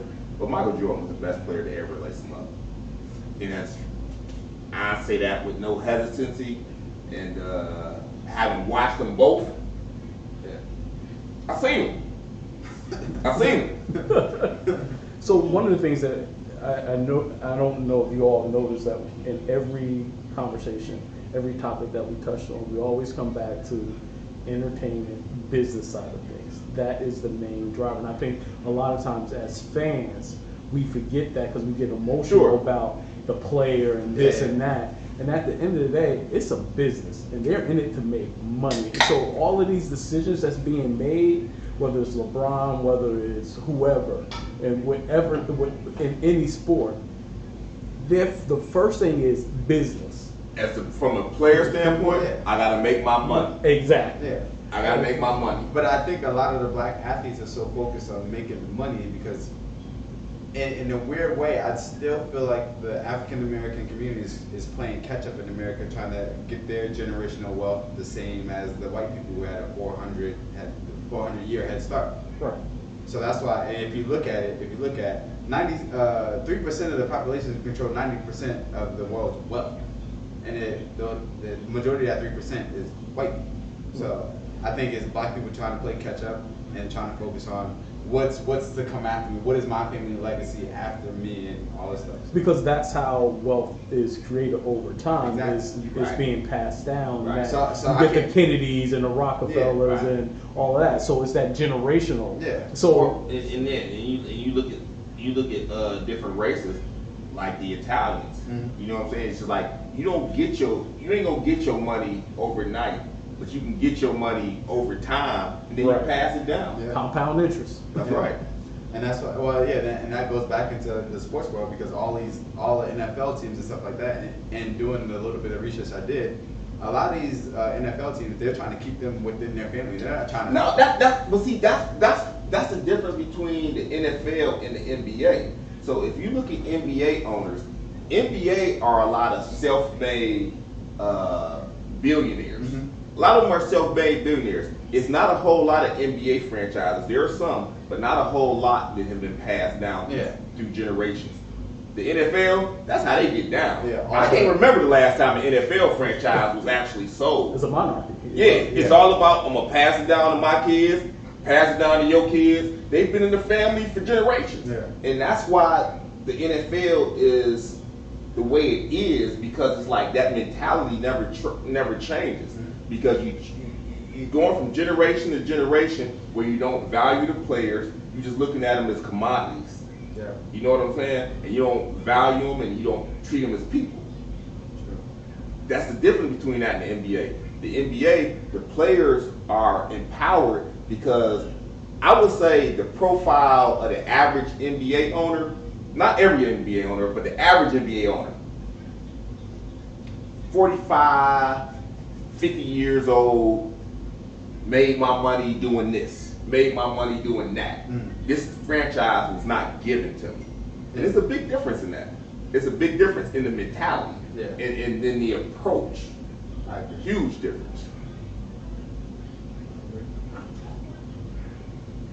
So, you know, so we started off talking about LeBron. Yeah. With that, what's your opinion? Should LeBron get up out of LA? Is it time to come back home? Should have been. I think he should, but I don't know if he will. After he breaks Kareem's record. After he breaks Kareem's After record? he can go home. And that's coming from a Lakers fan. So. Cause you know y'all ain't got nothing coming. Yeah, I know. It ain't nothing coming, right? So look, we got to keep that in Lakers. Then he can go back home. But And at the end of the day, I know LeBron's going to go back home. But honestly, you have to look at LeBron and you have to look at what. If you hold on to him until he breaks the record, which will probably be sometime in what April, May. Yeah, assuming he get back to playing. Yeah. So you don't. The season's almost over. The playoffs start in April. The end of April. Oh, trading back for next year. I mean, yeah, but then, if they trade him for next year, you're gonna get you can get a whole team just by trading LeBron. I don't know about anymore. Well, when you say trade LeBron, it's like, to me, I think what it's gonna be is more of a negotiation for LeBron. Well, yeah, Because it's like, as much as I love LeBron, at age, he'll 38, He'll be 38. Yeah. it's like, It ain't no more. Yeah. I can get the kitchen sink and everything. No. We down to, okay, I you want gonna this get fork minutes. and knife. You gonna get flashes of greatness. So it's just like you gotta take that into consideration, and on top of that, you are gonna have to deal with Bronny. And when I say deal with Bronny, I don't mean that in a negative standpoint. But I just mean you deal with you're dealing with both of them. Right. You're dealing with both of Do them. you think Bronny is NBA ready?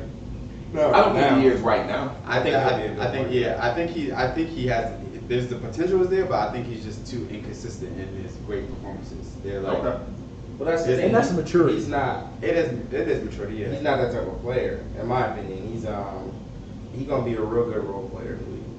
That's what I think. He ain't no star. But you were saying like as a point guard, huh? Right. Yeah. So let me ask you this: Because his IQ is there. It's obvious. would you give how about this as a comparison? Gary Payton too.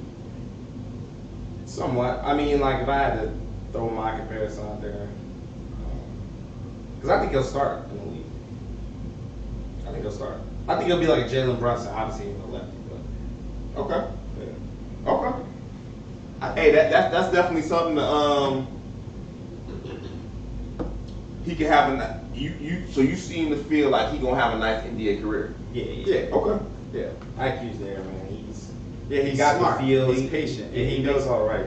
He knows he can get his. He knows that he can get his points, and he don't have to really focus on that. So like, if he's really pushing like I'm gonna score, then he's gonna score.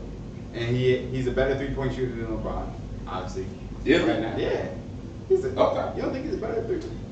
He got a better I don't looking follow him jumper. that close. He got a better looking jumper. Okay, he has a smoother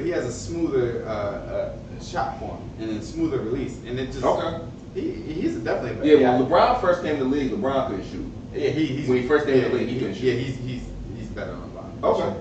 I mean, he should be. I mean, you know what I'm saying? And I'm sure he's had great training. And he has explosiveness. His explosiveness sometimes it reminds me of kind of like a Russell Westbrook. He can get up. He's 6'3", but he can. Okay. Yeah, he can get up now. Okay.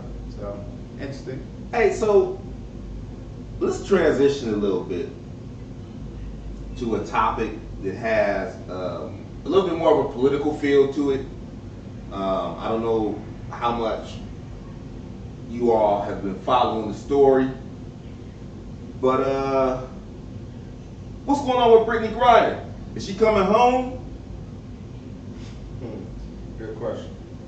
How you feel about that? Have we been dropping the ball on that? You know what I'm saying? Because it's been like what, 9 months?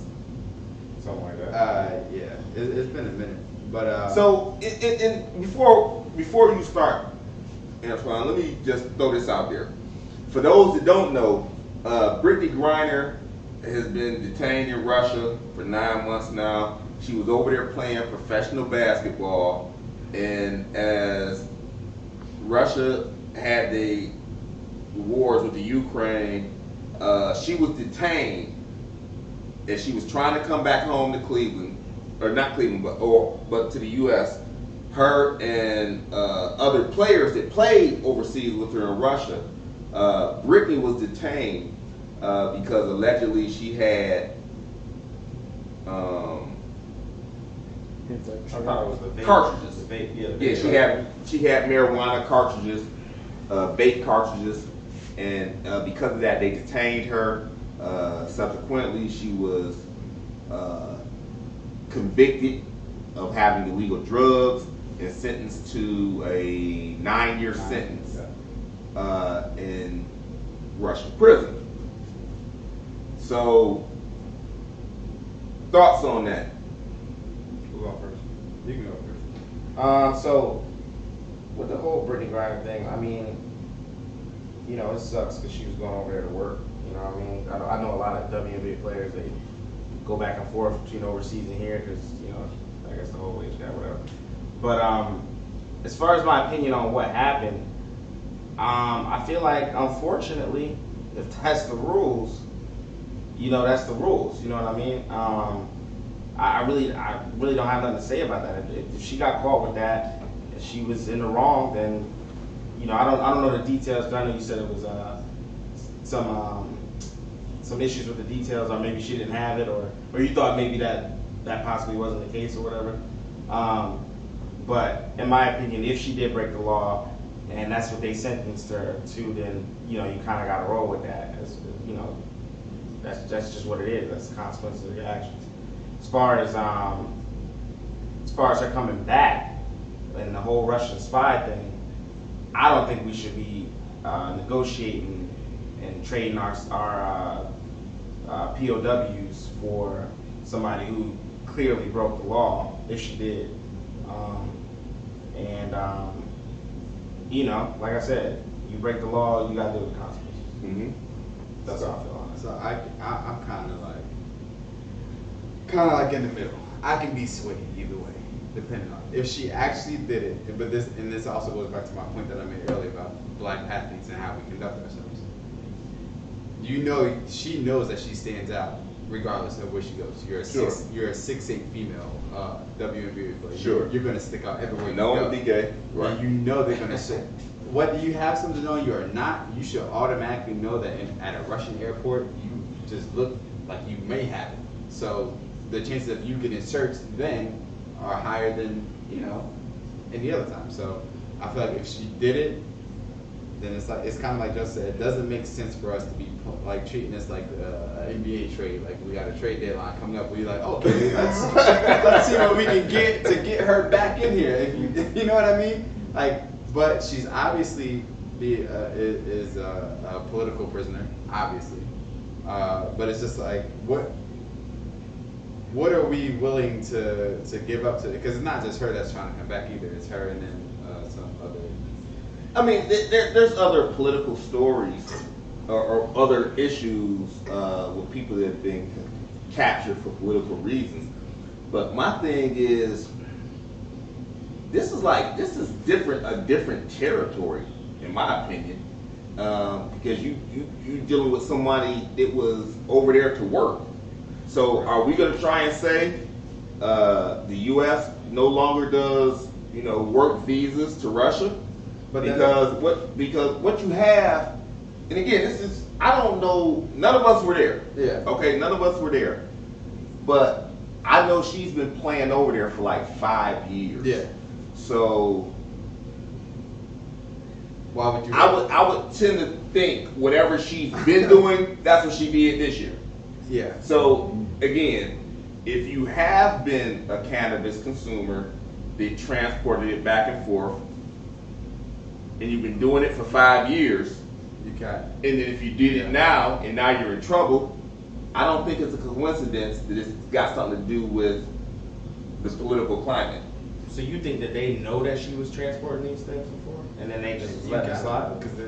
Any way it goes, she's a victim of what was going. In my opinion, she's a victim of what was going on in the country, because either she's been going back and forth with it all these 5 years and it's been cool, or she's been going back and forth with it these 5 years and they decided not today. But who's to blame for that though? Because you're knowingly breaking the law, right? Yeah, so that's like me bringing. Don't we all? Yeah. Never speed. Oh yeah, of course. But I'm just saying we all break the law. Of It's course. just about when somebody wants to stop, when somebody wants to enforce the law. Right. Because there's a lot of laws that people break on a regular basis, but when those laws are enforced, that's when you become in trouble. But the laws that everyday people break don't have a 10-year prison sentence alone. Well, most of them. Most of them. But and again, It's in that country. That's the I know, but law. she knows that. But she knows she's that. knowingly She's doing that. knowingly- That's like me pushing cocaine, and I got a business deal with the Dominican law enforcement. You Then sure that you ain't deal- broke no laws over here? You sure you ain't broke no laws? All right, I mean, I'm just asking that. Yeah. I'm just saying. Imagine this: I'm pushing cocaine through here. I got a deal with the Dominican law enforcement, and then for whatever reason our business ventures go sour, and then now I'm still pushing cocaine over here. That's And different. I get though. caught. That's different. That's very different. How You is ain't it talking different? about- you ain't I'm talking knowingly about- doing it. Because you doing something for a profit. She wasn't pushing anything. Okay. This is something that she consumed. But she's over there to work though.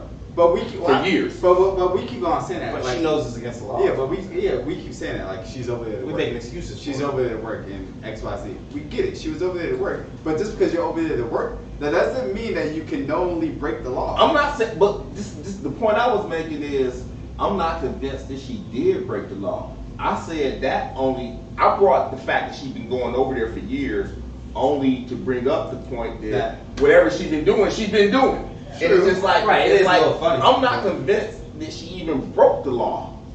I have a comment. So I want to just comment on this quickly because I've read several articles and watched the news on this. My husband knows I'm a regular consumer of MSNBC. So the U.S. federal government has repeatedly said on numerous occasions that she's been wrongfully detained. Our government has taken the position that she's been wrongfully detained. Does that mean she didn't have it? Does that mean that they feel like the punishment is too harsh? I don't know what that means. But what I do know is that President Biden and everybody in our country, all of the legal people in our country, have said she's being wrongfully detained and that she's a political prisoner because of our support for what's going on in Ukraine. They're trying to make an example of her. Did she have it? I don't know. Did they plan it on her? I don't know. But I do know that people in charge of handling this in our government have said she's been wrongfully detained. And I think we got to take that. Okay, I think we gotta prove That's that. right. So- That's right. I think No, they that's right. have. They That's made right. that determination. Where's the proof? Where's the evidence? They You gotta ask the made federal that government. determination. You got to ask them. That's But what I'm they saying. made Prove that it. determination. So then- When you question the federal Many government, times. I'm not they gotta prove it to you. The federal government gotta They prove gotta it. prove it to the public, yeah. See, that You is a don't trust them? misconception. So, The government? can I jump in? Yes. To make Not in this situation. No, not necessarily. No, So here, let me jump in. it's politics involved. Let me jump. It's always politics involved, and now we're dealing with To a nth degree now. We're dealing with foreign politics. At the end of the day, Brittany Griner is considered an expat. Once you leave this country and work in another country, you're considered an expatriate of the U.S. Meaning you still lawfully and have all your legal rights, but once you become an expatriate, there's a way you have to conduct yourself. Along with that, and whether this is explained to her or not, to anybody, you as an expatriate, you know that any moment, once the political climate changes, they can detain you, or they will detain you for anything, any country. And that's just a risk that you have to be willing to take. Well, and we don't publicize it because it just doesn't happen a lot. But when you really get down to it, when the political climate changed with Russia and the Ukraine and all that, we've all traveled internationally before. I know for a fact that I've been pulled out or searched or extra things done because of the color of my skin. And because I'm American, and even you take away the color of my skin, the simple fact that I'm an American. We were in another country. I will not say what the country is because it's unpopular to say right now. all the Americans were taken and had an extra screening before we got on a plane. So with that, you have a target on your back as an American. You have to realize that. If she's been going over there for this long, she has to realize that. Whether you Brittany Griner, the WNBA player, or just Justin, Edmonds, dude from New Jersey, when it comes to political and dealing with outside the country, we're all on the same level. And if they can use you as a political leverage to get their people back, or to make a news, or to whatever, they're going to do it. And that's the price, not the price, but that's the risk that you take by going out to make money. Now, do I blame them for making money? No, because if somebody wanted to pay me millions of dollars to go out in another country, I'll probably weigh my options. Like, But she's still wrongly detained. Yeah, and I'm not arguing the fact that whether or not she's wrongly detained, but that's the political game. And whether we like it or not, that is a political situation that you put yourself in once you leave the country. So that's the explanation of her situation, but it still doesn't make it right. Right, And it I agree still with doesn't mean that she shouldn't be coming back home. Right. Now, how she comes back home, what we giving up for her to come back home, that's where a lot of controversy is going to come. We can't, look, you can't say she deserves to come home and then you can't have it both ways, like how she comes home, because that's the American public who are crying for her to come home, and now because she's a WNBA superstar, because she has a platform, and all these other celebrities are getting involved in it, we don't care how she comes home. They don't. The American general public don't necessarily care what we give up to get her home. They just want her to be home. But then don't complain. I think that's the bottom line. That's the bottom line. They're not worried about it. But then don't complain about our national security and what Russia's doing when they hack us here and there. And that's because at the end of the day, it comes down to Brittany Griner or the American public. It depending upon how much they're going to give back. And I'm sorry, I want her to come home, but we got to give up a high-profile spy that has all of these that could tap into our national security. Sorry, Brittany, do your 9. But know what? Let me just clarify something. What they're asking for is not a spy. He was an arms dealer. That's number one. And they said he did a lot of selling of guns and stuff like that all around the world. He was an arms dealer, and he's not even. We don't even have him. Another country has him. We would have to. I think it's Germany, maybe. We would have to negotiate with that country to get him released. So it isn't even a prisoner we have that they're asking for. So let's be clear on how our security would be impacted. Because he's not a spy. And we know there's spies in this country already. And if this dude is so treacherous, why we ain't been marked him? You know what I'm saying? It's like, if he is this big of a threat to society, why we ain't been handled him, and we just sit here feeding him and giving him oatmeal and, you know what I'm saying? Right. And sandwiches every day. It's just like, come on, is he really that dangerous? It's like, and if he is, why we didn't handle him? We kill people in this country. He's not on a regular basis. We got police officers that'll kill black men, but we got a terrorist that's a threat to the whole world, and we just gonna pamper him up. You okay? You good? Look, there you go. Sit right. You know what I'm saying? It's like, how much? I think they trying to get some info or something out of it. They trying to get something. They want him back. They want him back for sure. They get something out of it. But he's not a spy. They want him back. That doesn't make sense to me. He doesn't threaten our security. They want that him back. That doesn't make sense to me. So, and you mean because Brittany can't come home because of him? Some dude we've been feeding and giving medical attention to. He's not even in the U.S. He's not even in the U.S. He's in another country. Control over it. Well, they want us to negotiate over another country to make it happen. They want America to negotiate on the behalf of Russia, which I think is the biggest play. Right. Now you have U.S. negotiating on behalf of Russia when the whole world is turning against Russia, and now Russia wants to see if they're going to do it to get whoever. And is that okay? Whoever it is. I can't get into that level of detail because I just really don't know it.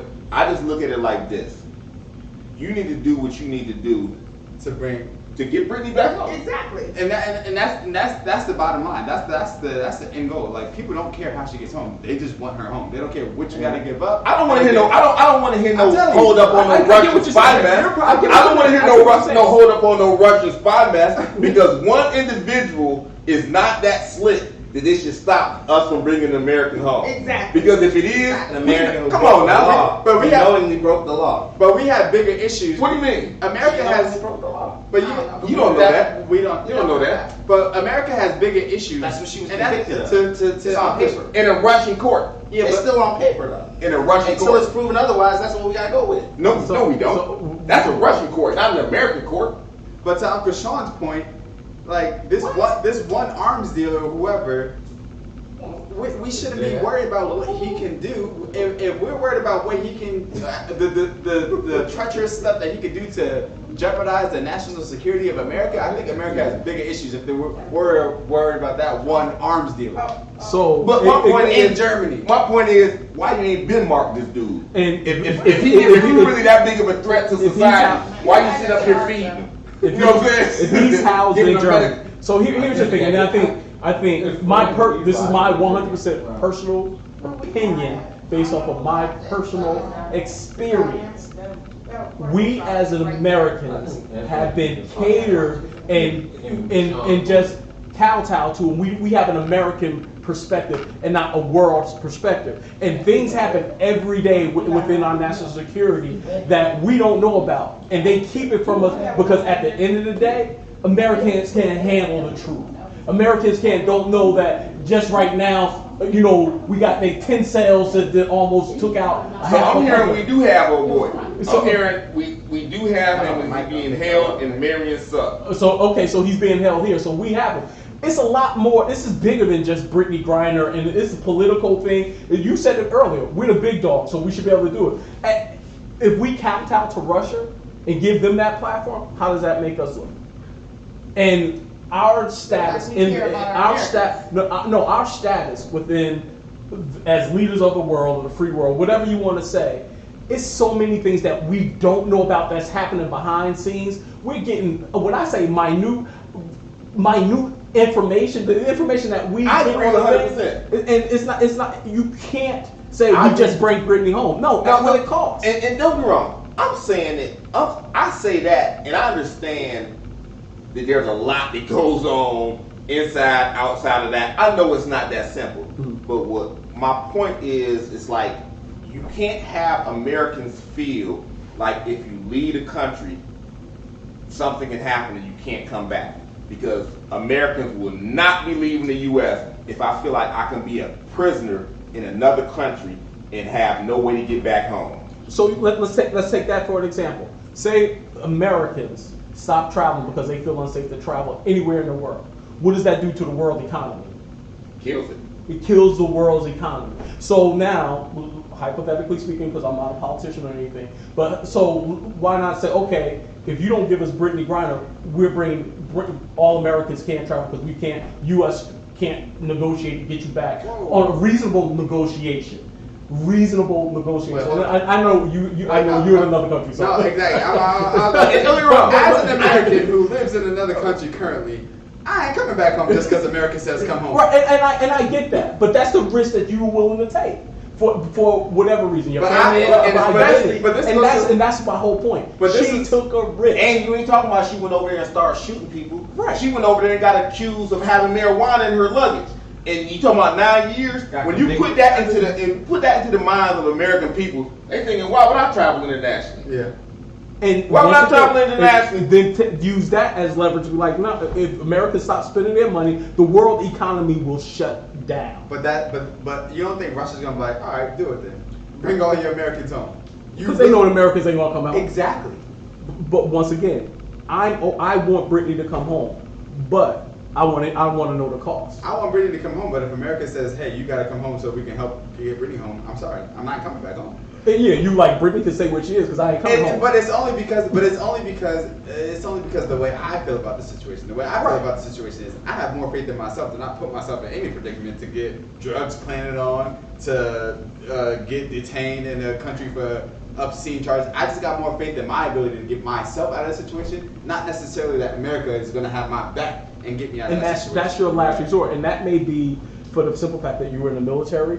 You think different. You're told you operate on a different level. When you go to another country, there's certain things that I cannot not do going into another country. I'm looking around, I'm looking at different things. I conduct myself in a different manner. How many because different countries have you been to? A lot. a lot. Yeah, at least like That's what I'm saying. At least like That's 10, not most people. at a minimum 10. That's not most people's story. Right. So international travel should have a little bit more of a friendlier feel to it if you want people to do it. Most people haven't. I haven't. Shit. But most people, but we also talk about that. But most people and most Americans, they're not going to Russia. Yeah. Who is going to Russia? Really? I know people that go to Russia, and I say that because I know people that go to Russia. I know people that go to Philippines because medical procedures are cheaper there. Right. So people do stuff like Well, that you to might travel. It's not always like the we case. So- connected in the Ukraine when we came Yeah, to see you in yeah. Poland. What if we would have got hemmed up in Kiev or something? Do you know what I'm saying? Yeah. Yeah. And that And they On planted some something sucker on shit. us. Oh, some sucker shit. What? I didn't know I had this roach with me. Yeah, are you sure? Dang. Oh man, I remember I this. was This was outside looking yesterday, right? So, quick question, Sean. When you travel outside the U.S., do you look at travel advisories before you leave? No, Oh, I do. I don't. I know. I mean, call me silly, but I don't. So, and that's one of the I'm things. not a frequent. I don't do it frequently though. Right. You know what I'm saying? Right. I don't. So maybe that's something that we need to start doing as an American, is just educating ourselves on how to travel. Oh, and you I'm should. pretty You sure should. that she was educated on it. It's not a doubt that That's what in her position look, she was that's educated. why I'm more likely to believe she was set up. Yeah, than honestly, she actually. because now when you say that like that, because she's not just a WNBA player, she's a WNBA superstar. So- right. So you're right. She has been educated on these stuff. So did she have it on her? That goes. That's what I'm saying. Yeah. She probably got. When you put it like that, she probably got framed. Yeah, You know what I'm saying? I'm not doubting And that's part of why it's just like, just bring her home, because she was caught up in something that probably didn't have nothing to do with her. Probably Because not. look, she wasn't just traveling by herself.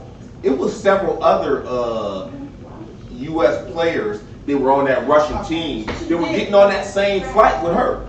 Right. She just got detained because she's 6'8". And She's the biggest star. She's the biggest star. She's the biggest star too. Right. She's the biggest star. Right. Where am I going to get So it's Tiffany more likely that Jackson, it's who more nobody likely knows, she or was Brittany framed Griner? than she actually did it. Right. Yeah, true. I agree.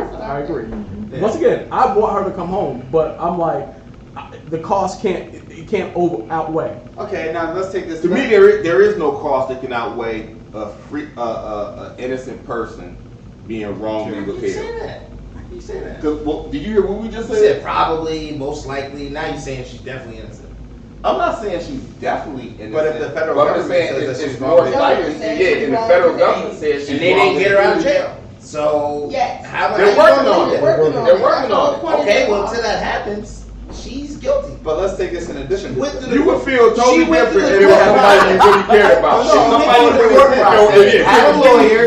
or somebody you cared about, you would feel totally different. Okay, If you feel like she was wrongly, 99% of people that go through Russian courts are guilty. You know that, right? Found guilty. 99% because it's not fair. it's the same thing in the American courts. It's like 90-something%. Okay, no, it's not. Yes, it is. No, it's not. Yes, it is. That's common knowledge. It's a high It 90s ain't how it percentile be. of 99% convictions. of people. It's a go to high court. 90s percentile of convictions in U.S. courts. I don't know about that. Look at that. You can look at that. But she pled guilty because she had a No, choice. she It was a was strategy. convicted. She was convicted. It was a strategy. She was convicted. She was convicted in a sham court. But let's So we can't call her innocent then. Where did I understand that? Okay.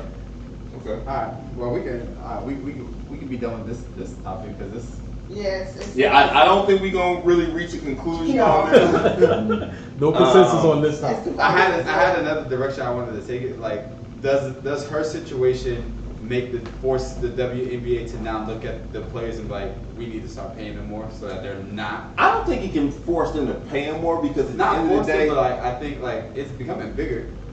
Where's the money coming from? I question that. Because they lose money. I question that. The WNBA. I mean, So you just gonna take I feel for him, but Draymond's salary? Say it You again. just gonna take away from Draymond's salary? Ain't nobody. Because you know he gonna get mad. Ain't He already nobody said taking that. money from Draymond. Yeah, I question that, and it's just unfortunate. It's unfortunate that the WNBA doesn't pay these ladies enough to just work that one job, and that they have to go overseas in the off season to make money. It's unfortunate, Right. but I do not know what the answer is. But could the answer partially be the NBA does not push the WNBA No. and give them the marketing platform that they do for the NBA? I don't agree with that. I mean, I don't think just I don't. asking I'm saying I don't think that. I don't think that's I the don't issue. know. Because to be honest with you, I believe they do. I believe the NBA does push the WNBA. And it's just like, if somebody that's an avid NBA fan, the WNBA just doesn't interest me the same. Don't sell. It just doesn't, unfortunately. I remember when we had a team in Cleveland. I went to one game. It's just, unfortunately, as a sport, it just doesn't interest me in the same way. And I don't mean that to disrespect their skill level or their commitment to the game. None of that type of stuff. It's just not as interesting. During the Olympics, they did a news segment on the men playing basketball for the U.S. and the women playing basketball for the U.S. And the men had these plush accommodations, and the women were living like college students in a dorm with box lunches. Meanwhile, the men had these plush accommodations and lunches brought to them on trays, and just, it was a stark difference in how they were treated. Well, and is that a reflection of the money? Because at the end of the day, it's all coming from the NBA, right? Is that a reflection? No, it's not all coming from the The NBA. WNBA is part of the NBA, though, right? There's an affiliation, but there's different owners. There's an affiliation, but there's different owners.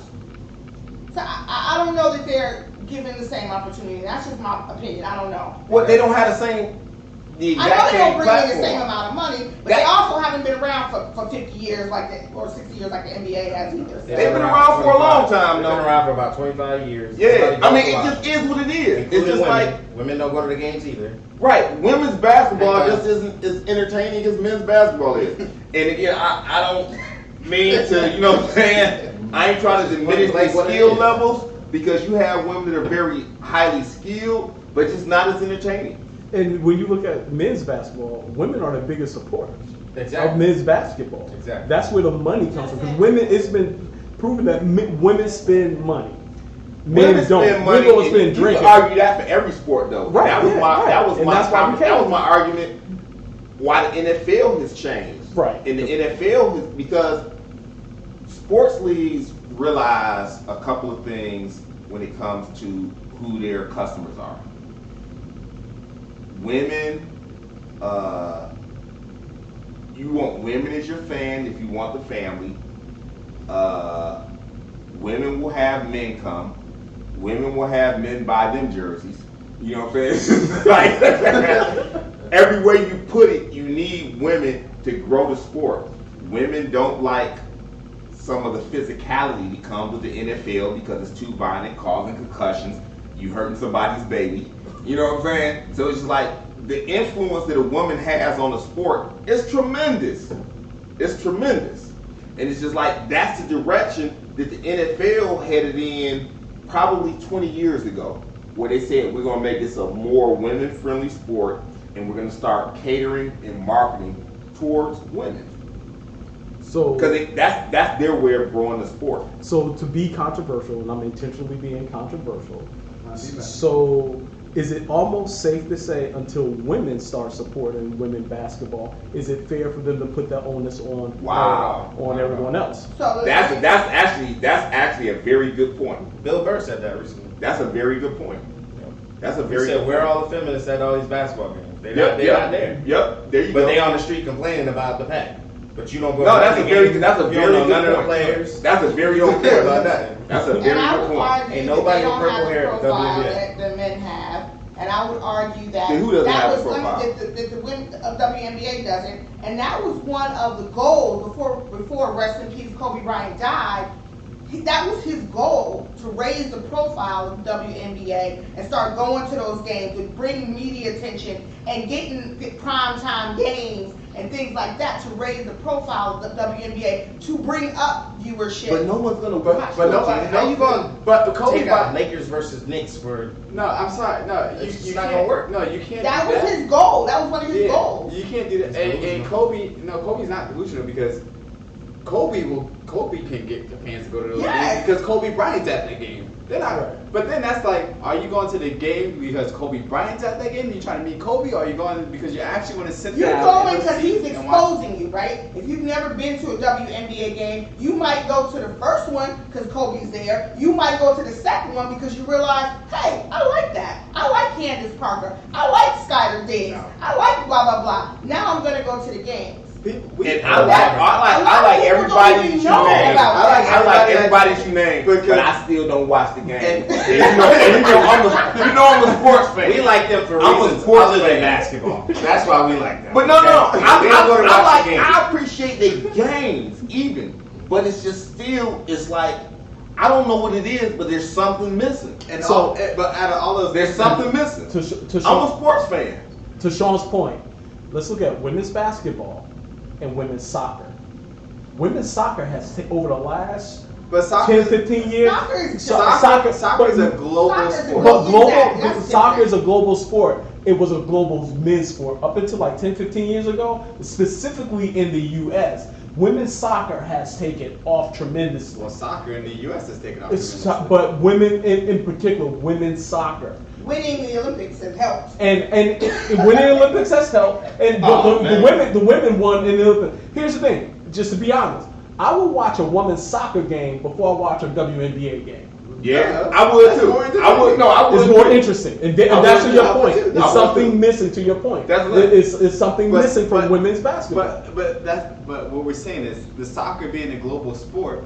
You can show up to a women's soccer game and the stadium be packed and sold out. You can't show up to a WNBA game on a Tuesday or whenever they play, Right. and you can. It could be a championship game. It'd be seats open everywhere. Right. You're not going to get that same feel in the soccer stadium as you are at a women's. And so the question is it feeling or is it exposure? All Are of they it. getting the exposure? All of it that goes these into it. men's If you're sports making get? money, you're gonna get paid. Period. You know what? If you're making revenue, you will get some of that revenue. This may be They don't make controversial.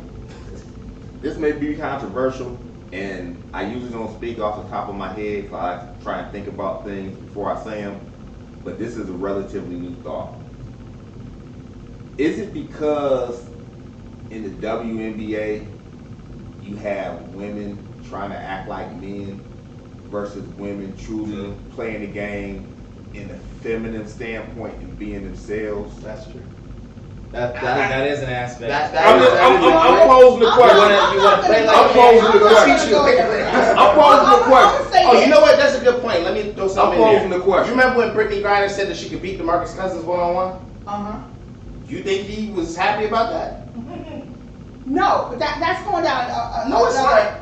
You act like that. The only thing I'm saying is I don't even know if New Jersey has a WNBA team. Do they? I don't know because all I ever hear about are the Nets and the Knicks. That's it. And I'm saying that the exposure is totally different from men and women. Sparks. Do we have LA one? Sparks.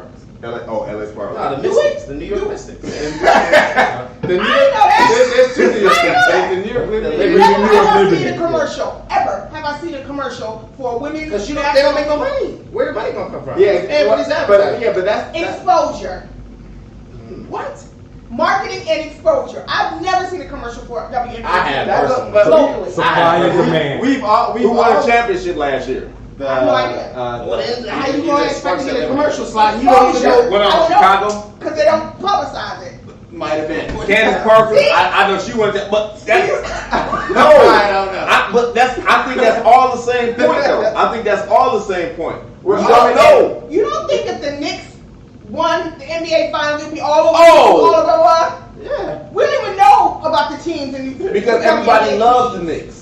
Because How everybody do you ever loves get to love the WNBA if you don't get unexposed? But you know what's to funny it? about that? How you ever Hold on. gonna get You gotta put out a there? good How are we product. gonna get there? Because, like I said, something's missing. Something's missing between the connection. Marketing and exposure is missing. Okay, No. but let's look No. at it. Hold No. on. Do you watch That's LeBron not- James' The Shop? Yeah. He's had and all these athlete-driven podcasts and shows and stuff. They've had WNBA players on, and they've all talked about the same thing. TNT has Candace Parker on. She's a regular on the TNT with the Charles Barkley now. and it's still not that's bad. enough? And it's still No, not I'm just bad. saying. It's exposure. It's Is exposure. that enough? That's what they got Is right that- now. Do you want us just to replace everybody with women and then? I want it to be more I can't equal. say that. Like, That's all I'm saying. I think Make it it's more something equal. with the sport. I mean, I think it's How something much- with the sport. It's something with the How sport can you make where it doesn't negative connect. money and then expect to have somebody put you at the front of the Do you business? think that the NBA was always profitable? Yeah, that's how they say No, that. no, no, no. No, It no, was not. no, It no, was no. not. You need to watch the movie. Magic Johnson and Larry He Bird saved the saved the Lakers. NBA. It was recent as the 80s. The NBA was on tape delay for the finals. I remember that. Yeah, I remember. As recent as the 80s, the finals was on tape delay. Just think about what you go through right now to watch the finals when it's on. Back in the 80s, it was on tape delay, Right. meaning you couldn't even watch it live if you wanted to. Okay, so what did they do? They figured out a solution, right? No, they didn't figure out a solution. They created stars. That's the solution. Okay. Michael Jordan. What is y'all solution? Because y'all don't got one. Exposure and marketing. Those what you get. Okay, And Kobe figure was that going out. to be part of the solution Okay, too they need before to he figure died. that out on Okay. their dollar though. So Kobe- the NBA Kobe- pays for the WNBA right now. What? The NBA pays for the And they need WNBA. to Right put now. more money into it. No, they don't. The solution is not donating more money to somebody. The It's solution not a is donation, it's an investment. But you No, know what's it's a funny? donation. It's funny that we talk about the interest in that sport, and then I'm thinking about. Did you know that there's a professional tackle women's football league in America? I knew that. Yeah, lingerie. lingerie. You talking about lingerie? No, Yeah. not the I'm lingerie. asking you, I know there's lingerie. There's nothing. There's actual leagues like Okay. now that plays. Yeah, I didn't know that. Do you think it's gonna get bigger? I think over time it'll get bigger. I don't know It's how new. big it'll get. It's new, but like I'm saying. Yeah, I think over time it'll get bigger.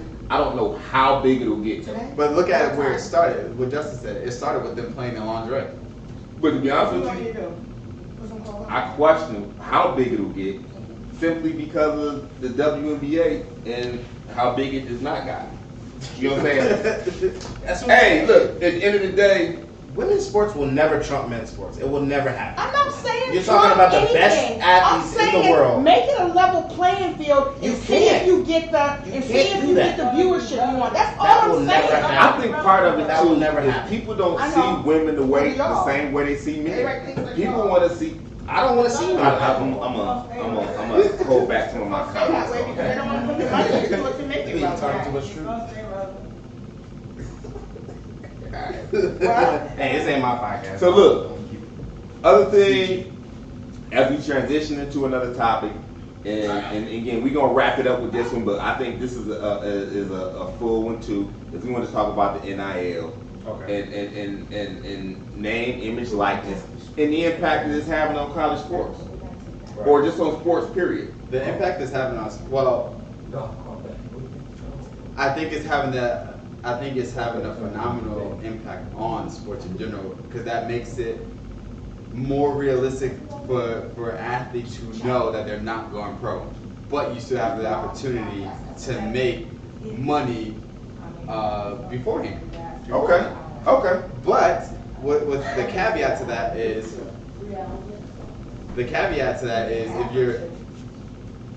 if everything is public nowadays, so like other players on your team are seeing what deals you're signing, and they're gonna look at that and be like, well, why I didn't get that deal?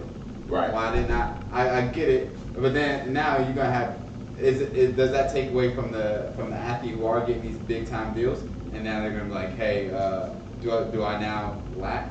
Do I now slack off a little bit? Does that now create a window for like you to get comfortable in your situation, knowing that hey, I signed this deal and I got M's in my bank account already without even going to the league yet? Do you kind of take it easy and then you let somebody else eat off of the plate that you're? So is that win-win though, in the sense that it pushes people to be better? Because if you looking at Joe Blow getting that dough and you not getting it, then you thinking, man, I need to do something different. Now you're working hard. Let's say because what I think with these NIL deals, you have to meet a certain level of requirements. You got to make some appearances somewhere. You got to take time out to do the photo shoot. They're gonna want to use. They're not just gonna give you all this money and then expect you not to do a photo shoot, do whatever to fulfill them, to justify them giving you that money. So Sure. while you're out doing that, doing all these photo shoots and stuff, and you got another player in your team in the gym working on his craft, and then hitting the field and outperforming you, now what does that do?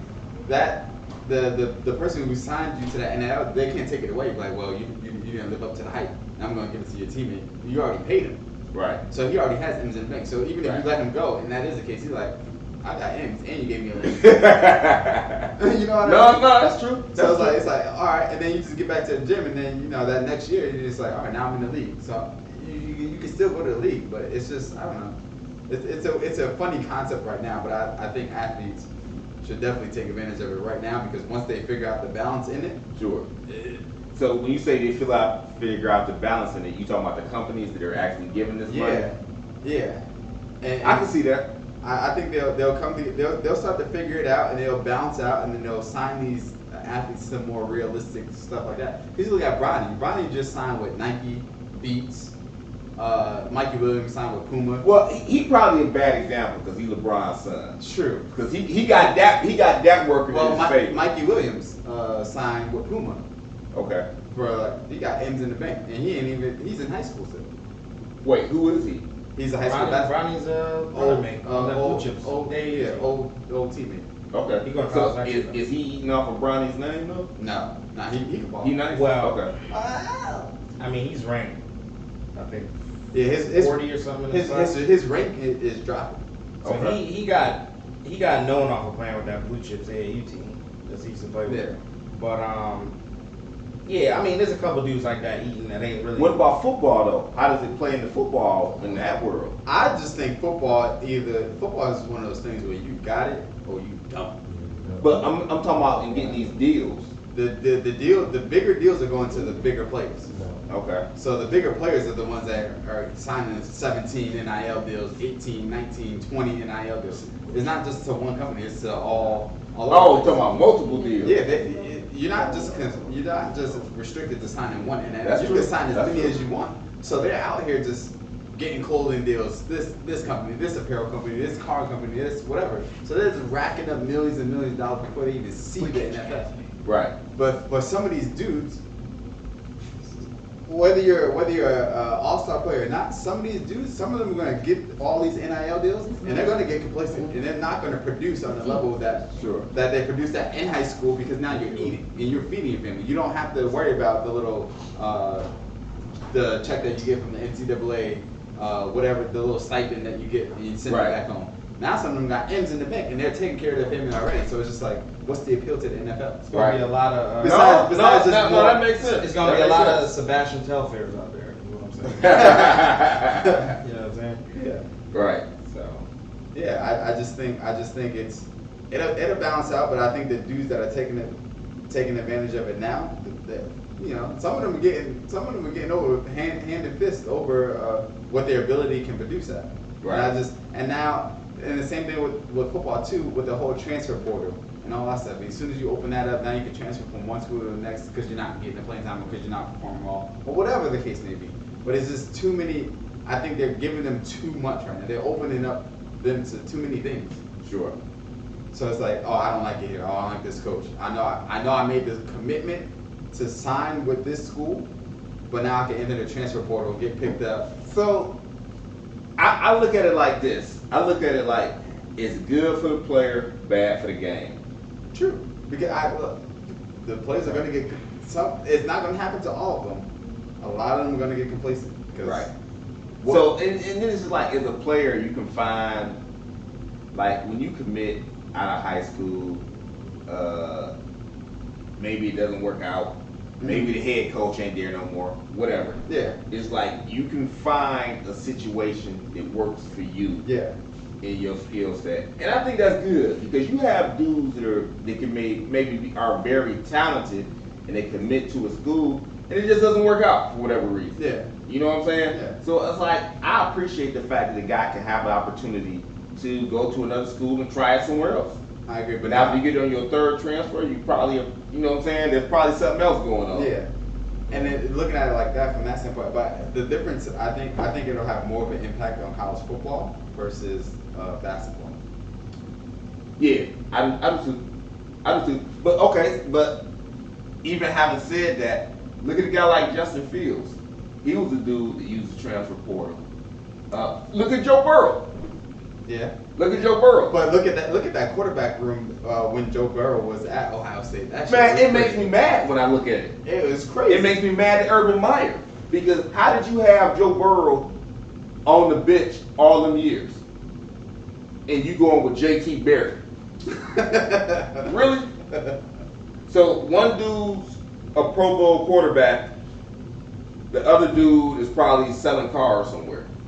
I don't know where JT Barrett is, but yeah. I mean, you know, and when I say selling cars, I'm being facetious. But the reality is, he's not an NFL quarterback. Exactly. Yeah. You know what I'm saying? Yeah. And you had Joe Burrow on the bench for him. Yeah. I'm kind of mad at Urban Meyer for that. But Yeah, you know that's how it is when you're the head coach at a powerhouse like Ohio State. You never know who you have sitting on your roster until they're gone, and then like, oh, You should know. I know you should know. because it's like for example, and again, I'm gonna keep it short, but you know, obviously I'm an Ohio State fan. That year when they put Cardale, when JT Barrett got hurt, and they put Cordell in, Mhm. you remember that year? Yeah. All of a sudden, we were like, damn, where we get all these receivers from? He was hitting them downfield, Yeah. and he turned dudes who I barely knew who was in the first round draft picks. Yeah. Because they got the opportunities, because he was chunking the ball to them. You know what I'm saying? Yeah. And giving them opportunity to make plays and all of that. Then you bring JT back, and you know what I'm saying? Yeah. We back to these 200-yard passing games. So it's just like, when you get it, in all this time, you had Joe Burrow on the bench.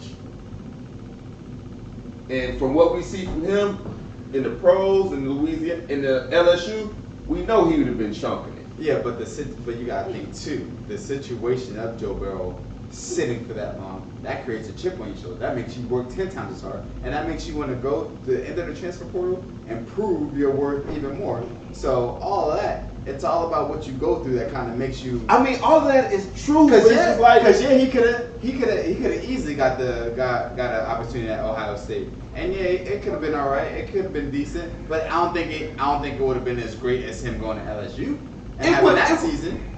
He wouldn't have had that season. Well, let's put it this way: with the talent that was at OSU, he could have.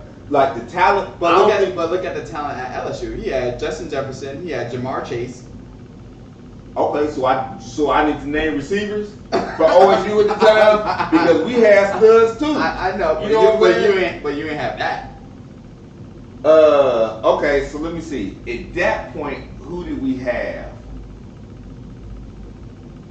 At that point, Whoever you say is not comparable to Justin Jefferson and Jamar Chase. Whoever you say. You talking Fake. about OSU a couple years ago? Oh, yeah. During the, because again, I know we had some dudes there. Yeah, they I'm always trying to do. think. But you don't remember their names, do you? Well, Olave. Because Olave wasn't there. Olave was after him. Yeah. That's why all these dudes, Olave, Garrett Wilson, they fresh in my head. Yeah. I'm trying to go back a little further. Wait, what year are we talking? Like 20. When Haskins was there, when Dwayne Haskins was there. Oh, that's like 4 or 5 years ago, right? So, Yeah. Well, Noah would have been there, right? No brown balls out there. But he wasn't like the starter. He He wasn't wasn't- the starter. he wasn't- Yeah, I know he wasn't a starter, but he was. And again, I'm just trying to think of who it was, but I know they were studs. Look, they were. I'm just saying, like they were, but he didn't have that. He didn't have those two who are producing on it, who are producing on an NFL level. Crazy. True. That's true. So He didn't have that. What you trying to say, Joe Burrow ain't all that? Oh, I'm definitely not saying that. I'm definitely not saying that because he is. But what I'm saying, what I think is helping a lot of these NFL quarterbacks now is that teams are drafting receivers that they have Had played continuity with already. Yeah. So that definitely helps. So I think Joe Burrow having Jamar Chase, it definitely didn't help him in the Bengals. It helped. What's my man with DC with the skins? Yeah. Well, Yep. Okay. He was there. He was there for sure.